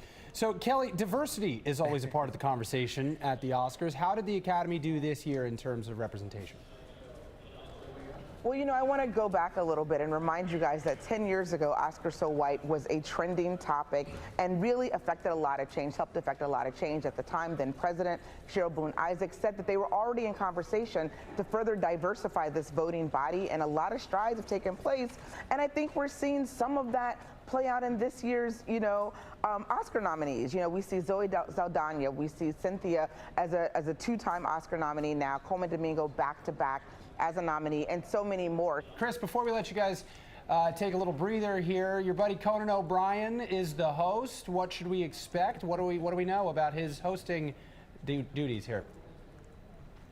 I think the plan has been to do maximal preparation, but to also do things on the fly. I think he's hoping to make a big impact in how he reacts to things that takes place on stage. So if somebody says something unusual, if there's a surprise, his capacity to be in the moment along with the rest of us will really be key. There's a ton of information and stuff that he's recorded, maybe a couple of things that actually take place outside the Dolby, but he will be going on his own instincts as he's out there to see what works. I guess he's been workshopping his opening remarks around town a little bit, and they've gone over really well. So I think people are super excited. He's part of the fresh air that a lot of this year's Oscars is all about, I'd say. Okay, we can't wait for that. And don't go anywhere. You guys aren't getting off that easy, Kelly, Chris, and Mike. We want to get another prediction from you coming up in just a moment. Yeah, we also want to get, if Mike, during the break, if you could give Chris your chain, I think that would complete his look.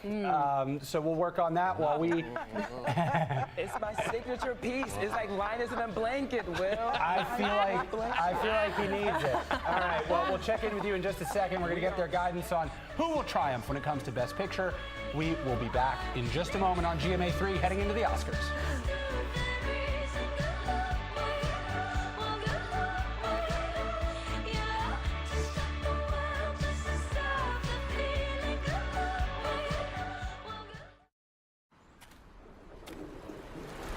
Release the hounds.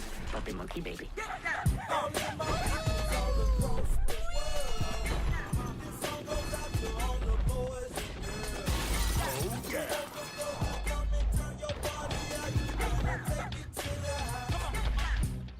I'm on a port. Groceries are here. Thanks, babe. You get the milk? Pronamel, clinical enamel strength, can help us to keep our enamel for a lifetime. It's backed by science. It is clinically proven. Cool. Am I in the spev or not?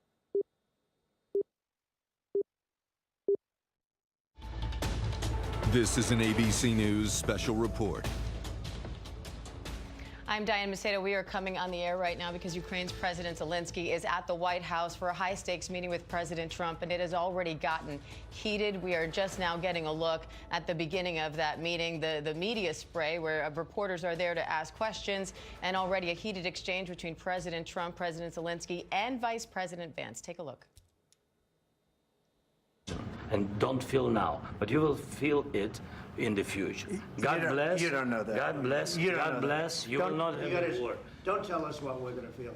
We're trying to solve a problem. Don't tell us what we're going to feel. I'm not telling you. Because you're in no position to dictate that. Remember this. You're in no position to dictate what we're going to feel. We're going to feel very good. You will feel influence. We're going to feel very good and very strong. You will feel influence. You're right now not in a very good position. You've allowed yourself to be in a very bad position, and he happens to be right about it. From the very beginning of the war. You're not in a good position. You don't have the cards right now. With us, you start having cards. But right now, you don't. You're playing cards. You're playing cards. You're gambling with the lives of millions of people. You're gambling with World War III. You're gambling with World War III. And what you're doing is very disrespectful to the country, this country. that's with back all to you. respect to your Far country. more than a lot of people said they respect. should have. Have you said thank you once this A lot entire of meeting? times. No, in this Even entire meeting, have today. you said thank Even you? today. You went to Pennsylvania and campaigned for the opposition in October. Offer some words of appreciation for the United States of America and the president who's trying to save your country. Please, you think that if you will speak very loudly about the war, you He's can... not speaking loudly. He's not speaking loudly. Your country's in big trouble. Can I Wait a answer? minute. No, Can you've I done a lot answer? of talking. Your country is in big trouble. I know. You're not winning. I know. You're not winning this. I, You have a damn good chance of we are coming out staying, okay because of Mr. us. President, we are staying in our country, staying strong from the very beginning of the war. We've been alone, and we are thankful. I said thanks You haven't in been this alone. cabinet, You and haven't not been only alone. in this cabinet. We gave you, through I this said thank stupid you. president, $350 billion. You voted we gave for you your military equipment, You and you voted men for are your brave, president. but they had to use our military. What about if you didn't have You our invited military me- equipment, You invited if me you to didn't speak. have our military equipment, this war would have been over in 2 weeks. In 3 okay? days, I heard it from Putin. In 3 days, this is something Maybe new. less. In 2 weeks, of course he has. It's going to be a very hard thing to do business like this. I Again, tell you. just say thank you. I said a lot of except times that thank there, you except to that, American people. except that there are disagreements, and let's go litigate those disagreements rather than trying to fight it out in the American media when you're wrong. We know that you're wrong. But you see, I think it's good for the American people to see what's going on I over understand, there. sir. I think it's I very understand. important. That's why I kept this going so long. You have to be thankful. You don't have the I'm cards. thankful. You're buried there. Your people are dying. tell you You're again, running I low on know. soldiers. Don't- Listen, don't, please, you're running Mr. low on President. soldiers. It would be a damn good thing. Mr. And then President. then you tell us, I don't want a ceasefire. I don't want a ceasefire. I want to go, and I wanted this. Look, if you could get a ceasefire right now, I tell you, you take it so the bullets stop flying and your men stop getting killed. Of course, we want to stop the war. But But you're I saying you said- don't want a ceasefire. But I said to you, I want a ceasefire. with guarantees. Because you'll get a ceasefire faster than an agreement. Ask our people about ceasefire, what they think. That wasn't Doesn't with matter me. for you what That what wasn't this with me. means. It That was wasn't with with you. a guy named Biden, who was not a smart person. This That is was your- with, this that was is with your Obama. president. It was your president. Excuse me. That was with Obama, who gave you sheets, and I gave you javelins. Yes. I gave you the javelins to take out all those tanks. Obama gave you sheets. In fact, the statement is Obama gave sheets and Trump gave javelins. You got to be more thankful, because let me tell you, you don't have the cards. With us, you have the cards. But without us, you don't have any cards. One more question to Mr. Vice President. I'm sorry, here. It'll be a tough deal to make, Um, because the attitudes have to change. what if Russia breaks ceasefire? What if Russia breaks peace talks? What do we do then? I understand that it's a heated conversation right now. What are you but saying? what She's if asking, Russia- what if Russia Putin breaks the breaks ceasefire? What if anything? What if a bomb drops on your head right now? But they have Okay? weapons to What if they fire. broke it? I don't know. They broke it with Biden because Biden, they didn't respect him. They didn't respect Obama. They respect me. Let me tell you, Putin went through a hell of a lot with me. He went through a phony witch hunt where they used him and Russia. You ever hear of that deal? That was a phony Hunter Biden, Joe Biden scam. Hillary Clinton, Shifty Adam Schiff. It was a Democrat scam. And he had to go through that. And he did go through it. We didn't end up in a war. And he went through it. He was accused of all that stuff. He had nothing to do with it. It came out of Hunter Biden's bathroom. It came out of Hunter Biden's bedroom. It was disgusting. And then they said, oh, the laptop from hell was made by Russia, the 51 agents. The whole thing was a scam. And he had to put up with that. He was being accused of all that stuff. All I can say is this. He might have broken deals with Obama and Bush, and he might have broken them with Biden. He did, maybe. Maybe he didn't. I don't know what happened. But he didn't break them with me. He wants to make a deal. I don't know if you can make a deal. The problem is, I've empowered you to be a tough guy. And I don't think you'd be a tough guy without the United States. And your people are very brave. But you're either going to make a deal or we're out. And if we're out, you'll fight it out. I don't think it's going to be pretty, but you'll fight it out. But you don't have the cards. But once we sign that deal, you're in a much better position. But you're not acting at all thankful. And that's not a nice thing. I'll be honest, that's not a nice thing. All right, I think we've seen enough. What do you think? Huh? This is going to be great television, I will say that. All right, we'll see what we can do about putting it together.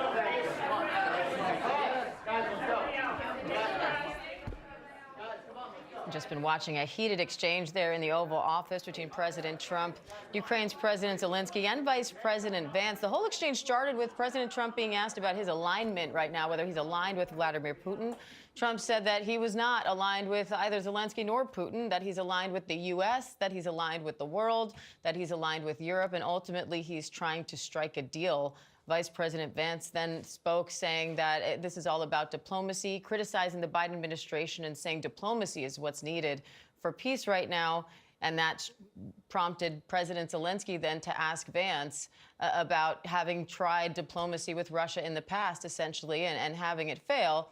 And then the exchange that you just saw followed. I want to bring in our chief White House correspondent, Mary Bruce, for more on that. Mary, I don't remember in my many, many years in news ever seeing an exchange like this between foreign leaders, at least not playing out in public.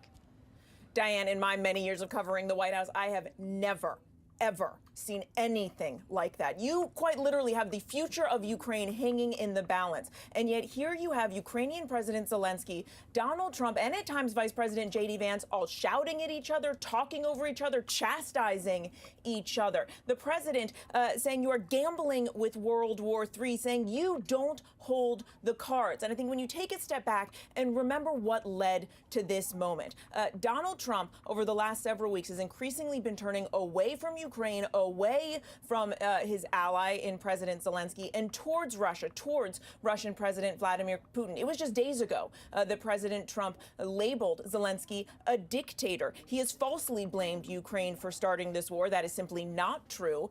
Russia invaded Ukraine 3 years ago, and he has repeatedly criticized Zelensky for not giving in to his demands, essentially, for how to end this war. Zelensky came here today hoping that he could make progress. They're going to sign and agree to this framework for a deal to share Ukraine's mineral resources. But Zelensky is also eager to get some kind of security guarantees from President Trump to make sure that if a ceasefire is agreed to and somehow reached, though that now seems increasingly hard to see, but Zelensky is hoping that if they can reach a deal, he wants to make sure that Russia can never invade his country again. This comes after we have seen two other European leaders, the French president, the British prime minister, this week also meeting with President Trump, urging him to keep up his support for Ukraine. And yet here in the Oval Office, you have President Trump chastising him for not being grateful, for not being thankful enough for U.S. support so far, and saying point blank, make a deal or we're out. Diane. And I want to bring in our chief global affairs anchor, Martha Raddatz, as well. Martha, you have interviewed President Zelensky. You spent a lot of time in Ukraine and monitoring all the various players here. What do you make of President Trump essentially saying that this is an attitude issue, that Zelensky has to change his attitude, and point blank saying, make a deal or we're out? An extraordinary event, and let me echo Mary, I've never, ever seen anything like this or imagined there ever would be anything like this, especially lecturing the president of a country that has been at war for 3 years, lost tens of thousands of people after Russia invaded their country. I imagine this was extremely difficult for President Zelensky to sit through and to hear the things that they were saying to him. J.D. Vance saying flat out, after calling it, diplomacy, you're wrong. Having President Trump say to him, Zelensky, who has gotten up every morning and tried to defend his country, hear him say, you wouldn't be a tough guy if it wasn't for us. It must be extraordinarily difficult for him. He managed to stay calm. We have pool reports from inside the Oval Office saying the Ukrainian ambassador had her head in her hands. This must be difficult domestically for him. The whole world was watching this, especially Ukrainians, and they have a huge question now of what next. Does the U.S. pull out? Do they pull all the money they have given to help defend Ukraine? And if that's the case, then Russia gets the win. And Mary, we have to go back also to the original reason that Zelensky's here, which is to ideally, they're expected to sign this mineral deal that will give the U.S. access to some of Ukraine's rare earth minerals as sort of payback for U.S. military aid up until this point. Zelensky's hoping to get more military security guarantees as well in that deal. Where does that stand now? It is a very good question. We had been expecting that shortly here at the White House, we would see the two leaders agreeing to at least this framework, the first part of this deal to share Ukraine's mineral resources. President Trump has been casting this as a way for Ukraine to pay back the U.S. for the billions of dollars of aid that it has provided so far for Ukraine's defense, and seeing it as a way to try and further the U.S. interests in Ukraine as this administration sees it. But Zelensky seeing it as a chance to come and really, press his desire for those security guarantees to say, look, there isn't going to be any ceasefire deal with Russia if Ukraine doesn't get some kind of assurances here that they are going to be able to ensure that Russia can't invade again. President Trump has made very clear he doesn't want to give those security guarantees right now. He has said that is a conversation that should come after they reach a ceasefire deal. That is not something that Zelensky wants to see. It's not something that other European leaders agree to either. And what's interesting here is what we heard from the president yesterday as well, which is that he essentially trusts and has confidence in Vladimir Putin that any deal that he does agree to would hold. He has said that he believes that Vladimir Putin would honor any deal, though he did add, citing that famous line from Ronald Reagan, that he would need to trust but verify. The question remains, verify how? How would he ensure that Russia would not go back on its word, and that any kind of ceasefire or peace deal would actually be lasting? And then what kind of role would the U.S. play, if any, going forward to protect Ukraine and our European allies? And Zelensky and Trump are now meeting privately in the White House. We will be watching to see if they do end up coming away with that mineral deal at the end of this high-stakes meeting. Mary Bruce, Martha Raddatz, thank you both. And now we will return to your regular programming. Our coverage continues on ABC News Live, on abcnews.com. And David will have the very latest on World News Tonight. I'm Diane Macedo in New York. Have a great rest of the day. This has been a special report from ABC News.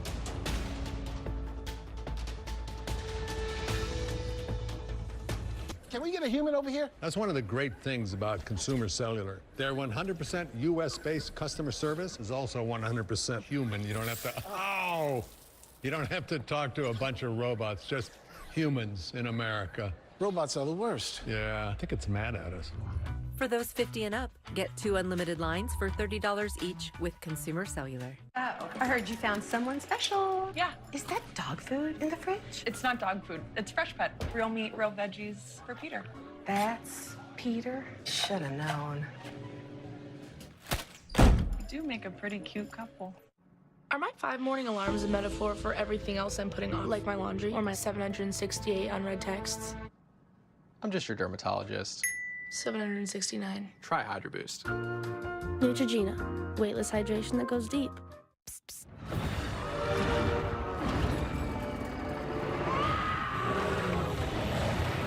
With Flonase, allergies don't have to be scary. Spraying Flonase daily gives you long-lasting, non-drowsy relief. Psst, psst. Flonase, all good.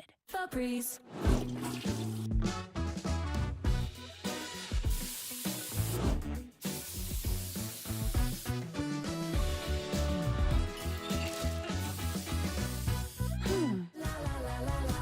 My blood pressure is borderline. I can worry about it or do something about it. Garlic Healthy Blood Pressure Formula works safely and naturally with a custom blend of garlic, vitamins, and minerals. And it's odor-free. I'm taking charge with Garlic. Toss out the mess. Toss in the power sheet. Toss out pricey. Now toss like a boss. Arm & Hammer Power Sheets clean 3 times more small loads than premium tile detergent at the same price. On your period, sudden gushes happen. Say goodbye gush fears thanks to Always Ultra Thins with rapid dry technology that absorbs 2 times faster. Hello, clean and comfortable. Always fear no gush. The darkness of bipolar depression made me feel like life was moving on without me. Then I found a chance to let in the light. Discover Caplyta. Unlike some medicines that only treat bipolar 1, Caplyta is proven to deliver significant symptom relief from both bipolar 1 and 2 depression. And in clinical trials, movement disorders and weight gain were not common. Caplyta can cause serious side effects. Call your doctor about sudden mood changes, behaviors, or suicidal thoughts right away. Antidepressants may increase these risks in young adults. Elderly dementia patients have increased risk of death or stroke. Caplyta is not approved for dementia-related psychosis. Report fever, confusion, or stiff muscles which may be life-threatening, or uncontrolled muscle movements which may be permanent. Common side effects include sleepiness, dizziness, nausea, and dry mouth. These aren't all the side effects. In the darkness of bipolar 1 and 2 depression, Caplyta can help you let in the light. Ask your doctor about Caplyta. Find savings and support at caplyta.com. Tonight, where's the one place to see the stars, the nominees? Mind-blowing. Powerful. Audacious. So fun. Countdown to the Oscars with Robin Roberts. Don't be wicked, Robin. But I want to be popular.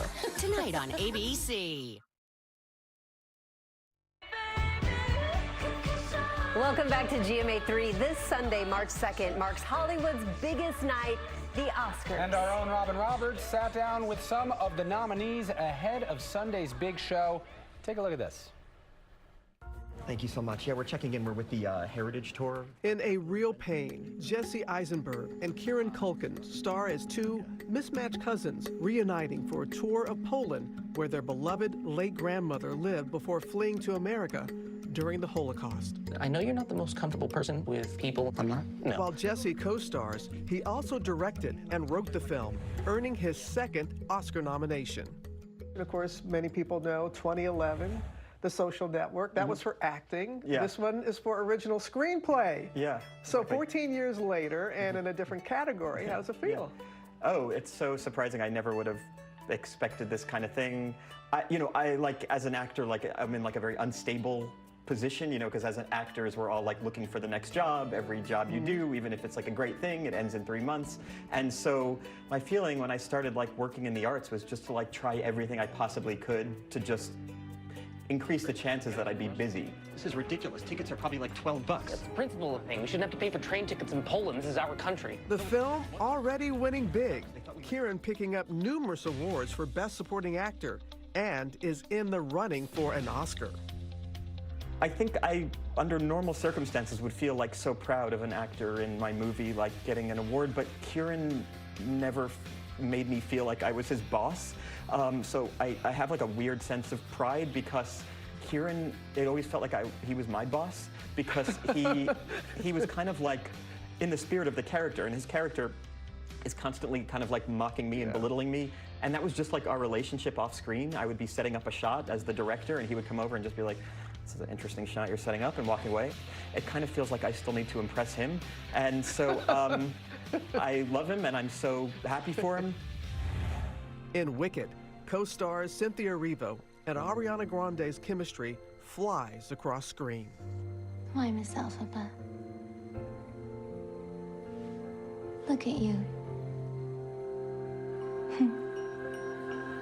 You're beautiful.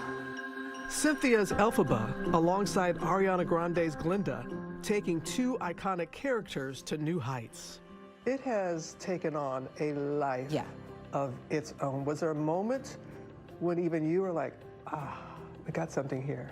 That first duet that they have together, that felt special when we were both in the room together and our voices had come together. Loathing, unadulterated loathing.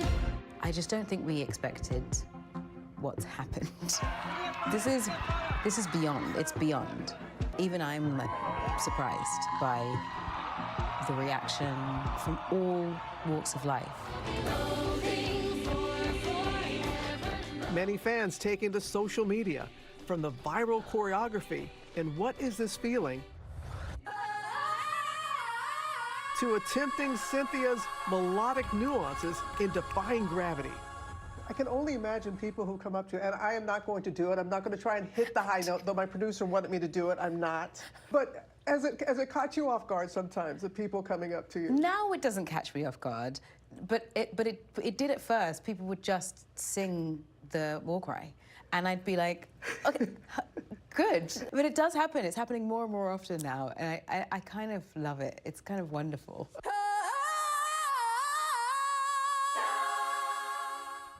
I am also not going to try it. Will, you want to give it a No, I'm good. I would have loved to see Robin hit that vocal run, though. Robin could have Hard to handled do. it. Yes. Catch the rest of these interviews and much more in the all-new special Countdown to the Oscars with Robin Roberts that airs tonight at 8/7 Central here on ABC and streaming on Hulu. And don't miss the 97th Academy Awards this Sunday right here on ABC. And just ahead here on GMA3, it's been nearly 4 decades since her first Academy Award nomination. Legendary songwriter Diane Warren has been nominated 16 times. Will the journey be her lucky charm? We sure hope so. She's joining us here next.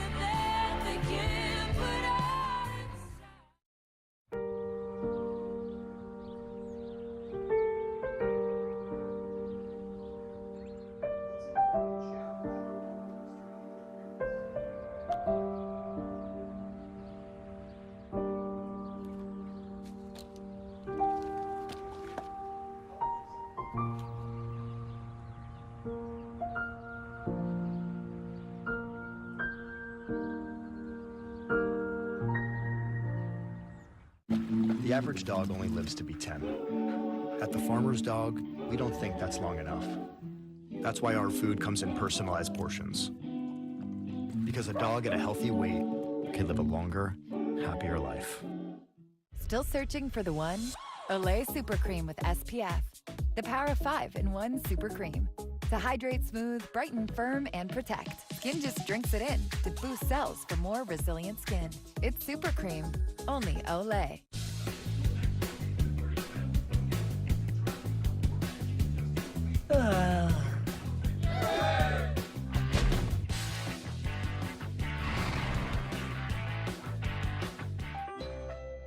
Oh, don't forget, dinner with my boss.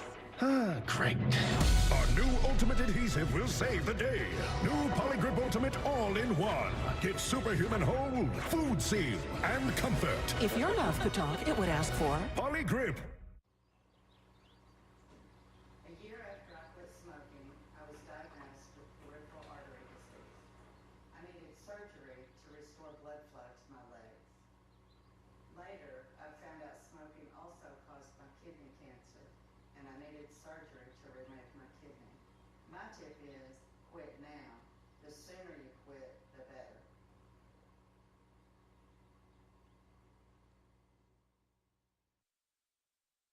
Herbal Essences is a force of nature, made with supercharged botanical blends. Our sulfate-free formulas deeply penetrate to boost hair health without the Salon Naturals price tag. Herbal Essences. Known for pursuing your passions. No one wants to be known for cancer, but a treatment can be.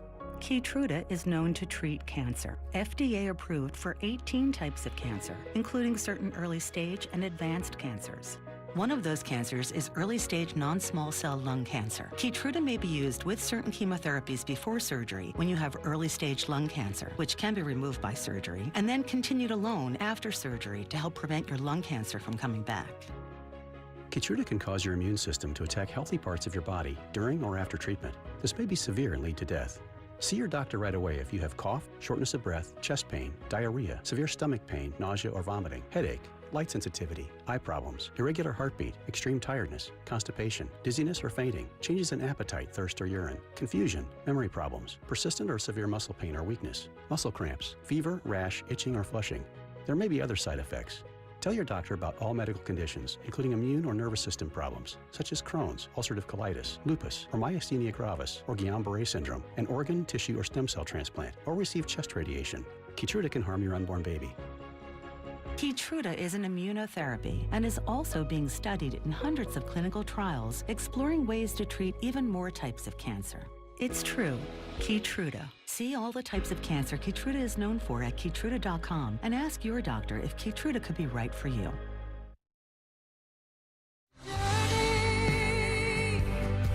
That is the Oscar-nominated song, The Journey. It is beautiful. From the film The 688, it is performed by her, and it is written by legendary songwriter Diane Warren. When I say legendary, that might be an understatement. She is a 16-time Oscar nominee, and on Sunday, she is up for Best Original Song. Once again, this is her 8th straight nomination. Incredible. And it is incredible, and it is incredible to be able to say that we are joined now by Diane Warren. Diane, thank you for coming back to be with us here on GMA3. The Oscars just 2 days away. It's your 16th nomination. 37 years since your first one for Nothing's Gonna Stop Us Now. Is it still exciting? 39. I'm only 39. That's what makes you a legend. You started getting nominated for Oscars when you were 2 years old, and now you're here. Does it still get you all revved up, or is it old hat by now? Oh, yeah. Oh, no, it's not old hat. I'm very excited. I'm just like, you're just like, oh, God, is the category coming up? Look, you hope for I'm hoping for the best, and I'm just happy to be there. And yeah, would it be awesome to, win, on my 16th nomination, especially with a song called The Journey. It's a 5-day journey, really. From my first nomination was the 80s. What was the process for writing The Journey? How do you go about your songwriting? Do you go into it saying, I know how to write an Oscar-worthy song and here's what it is, or is it all different every time?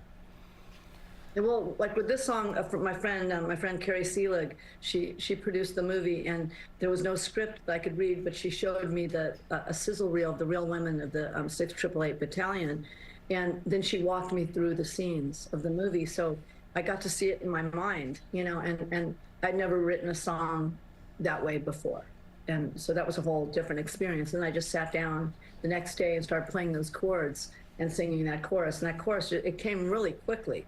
Like they usually don't come that quickly, and this song kind of was almost like a gift. I mean, it wasn't like I wrote it, but I wrote it. It came easier. You know what I mean? Like it wasn't struggling. How does I watched it kind of come.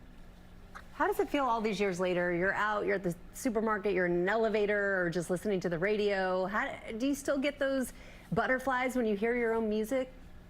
Oh, yeah, I love it. Are you kidding me? A song I wrote in my little room, that sitting by myself, which is weird because no one does that anymore. There's usually a lot more, there's like 10 writers on a song. With me, it's just one. But I'm sitting in my room, and what I love to do is go to like TikTok and look at all the covers that people do. So there are people in different countries I'll never meet, and they're sitting in their room, just like I'm sitting in my room creating that song. They're sitting in their room, playing and singing that song, and it's amazing. It's beautiful. Diane, we've got to let you go, but before we do you have an acceptance speech written or at least mapped out, just in case this is the year? I'm hoping I am gonna sit down and actually give it some thought. Okay. I am. Well, we hope that we get to hear you deliver it, just like you've delivered so much greatness to movies for decades now, and we appreciate you joining us here on GMA3. Thank you. Thank you. Thank you so much. Good to talk to you guys. You as well. And you can catch the 97th Academy Awards this Sunday at 7 p.m. Eastern, right here on ABC. That song is so beautiful. I hope it's her year. Just ahead here on GMA3, movies and your mental health, the surprising benefits to watching movies. That's coming up from Dr. D. There's so many benefits. Plus, the power of a good costume to make storytelling magic. Your guided tour of the best costume design nominees. Stay with us. Come on, dance with me. I'm levitating.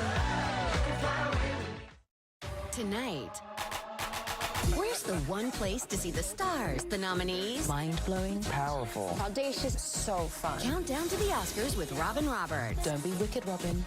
But I want to be popular. Tonight on ABC. Now you can listen to a podcast version of Good Morning America, available free wherever you listen. America's most watched newscast, ABC's World News Tonight with David Muir, is now available on YouTube. When we started Blue Buffalo, we made a promise to our boy Blue that we would create the best pet food we possibly could, made with the finest natural ingredients and none of the things you find in many other pet foods. We call it the True Blue Promise, and it's our commitment to feed your pet just like we would feed Blue. It's what makes Blue Buffalo unlike other pet food companies, which have many different brands with different standards. We have one standard, the one inspired by our boy Blue for the well-being of your dog or cat. Because like you, we love them like family too. Huh. Looks like the Millers got some new furniture. And the Garcias? What? The Tippleworths? Orange Days. Honey! Orange Days are here. Ashley's biggest sale of the year. Don't miss it.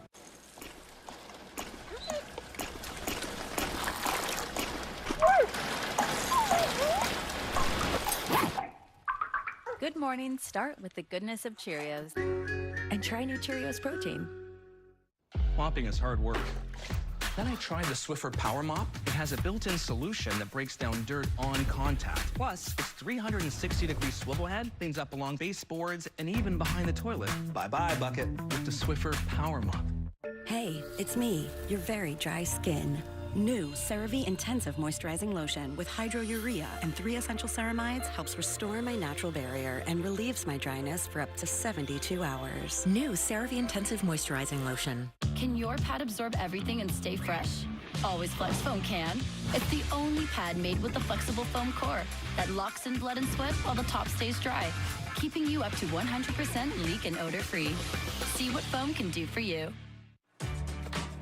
For people who feel limited by the unpredictability of generalized myasthenia gravis, season to season, Ultomiris is continuous symptom control with improvement in activities of daily living and reduced muscle weakness.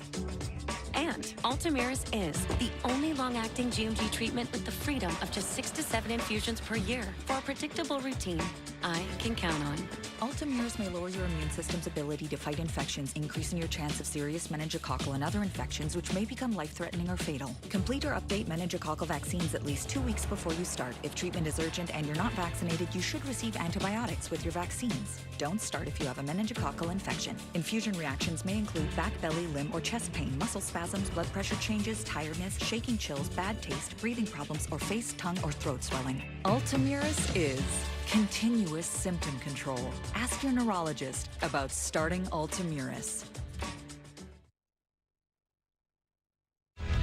Welcome back. We have Dr. Darian here to talk about an outbreak in the Congo, a very serious topic. So what do we know about it? So right now our medical unit here at ABC is following this outbreak in Central Africa in the Democratic Republic of the Congo. And so what does this viral illness look like? It looks very similar to Ebola, unfortunately. What we're qualifying this as a hemorrhagic fever. That can come with symptoms of flu-like symptoms, body aches, and unfortunately bleeding. So far there's been at least 400 cases and 50 deaths. And this is in a very vulnerable population. In this community, they're unfortunately exposed to armed conflict, they have limited health care, and many people who don't have that access. Similar to Ebola, sounds severe and serious.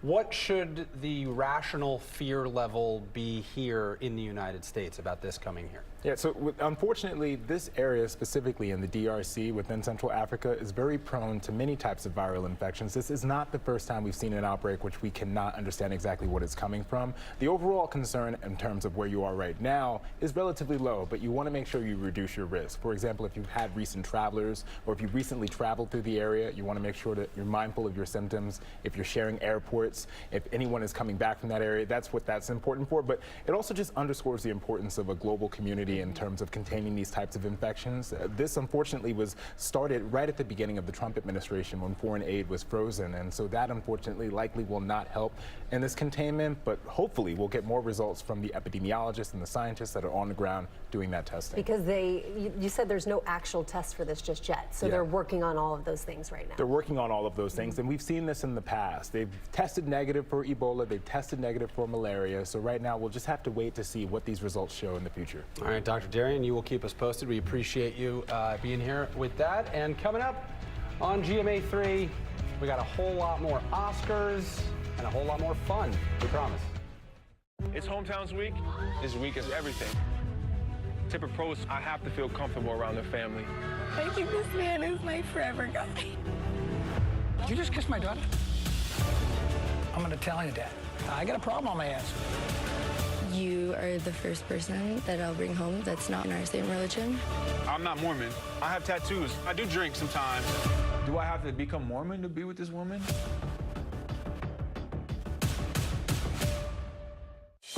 This Sunday. And the Oscar. And the Oscar goes to. It's the Oscars, live on ABC and Hulu, with performances by Ariana Grande, Cynthia Erivo, Doja Cat, Lisa, and many more. Plus, a must-see opening show moment you can't miss. Hosted by the legendary Conan O'Brien. The stars, the glamour, and me. The Oscars, Sunday at 7 Eastern, 4 Pacific, live on ABC and Hulu. You know how difficult my dad is. You know, I hear everything from in here. I'm broke and I need a place to stay until I find a job. Can we try to talk to each other like rational adults? You watch the news lately? That's not a thing anymore.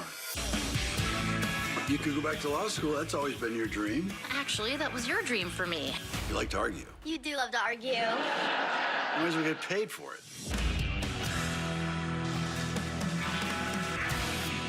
What's your emergency? LAFD!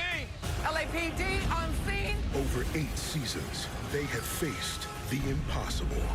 So be NATO.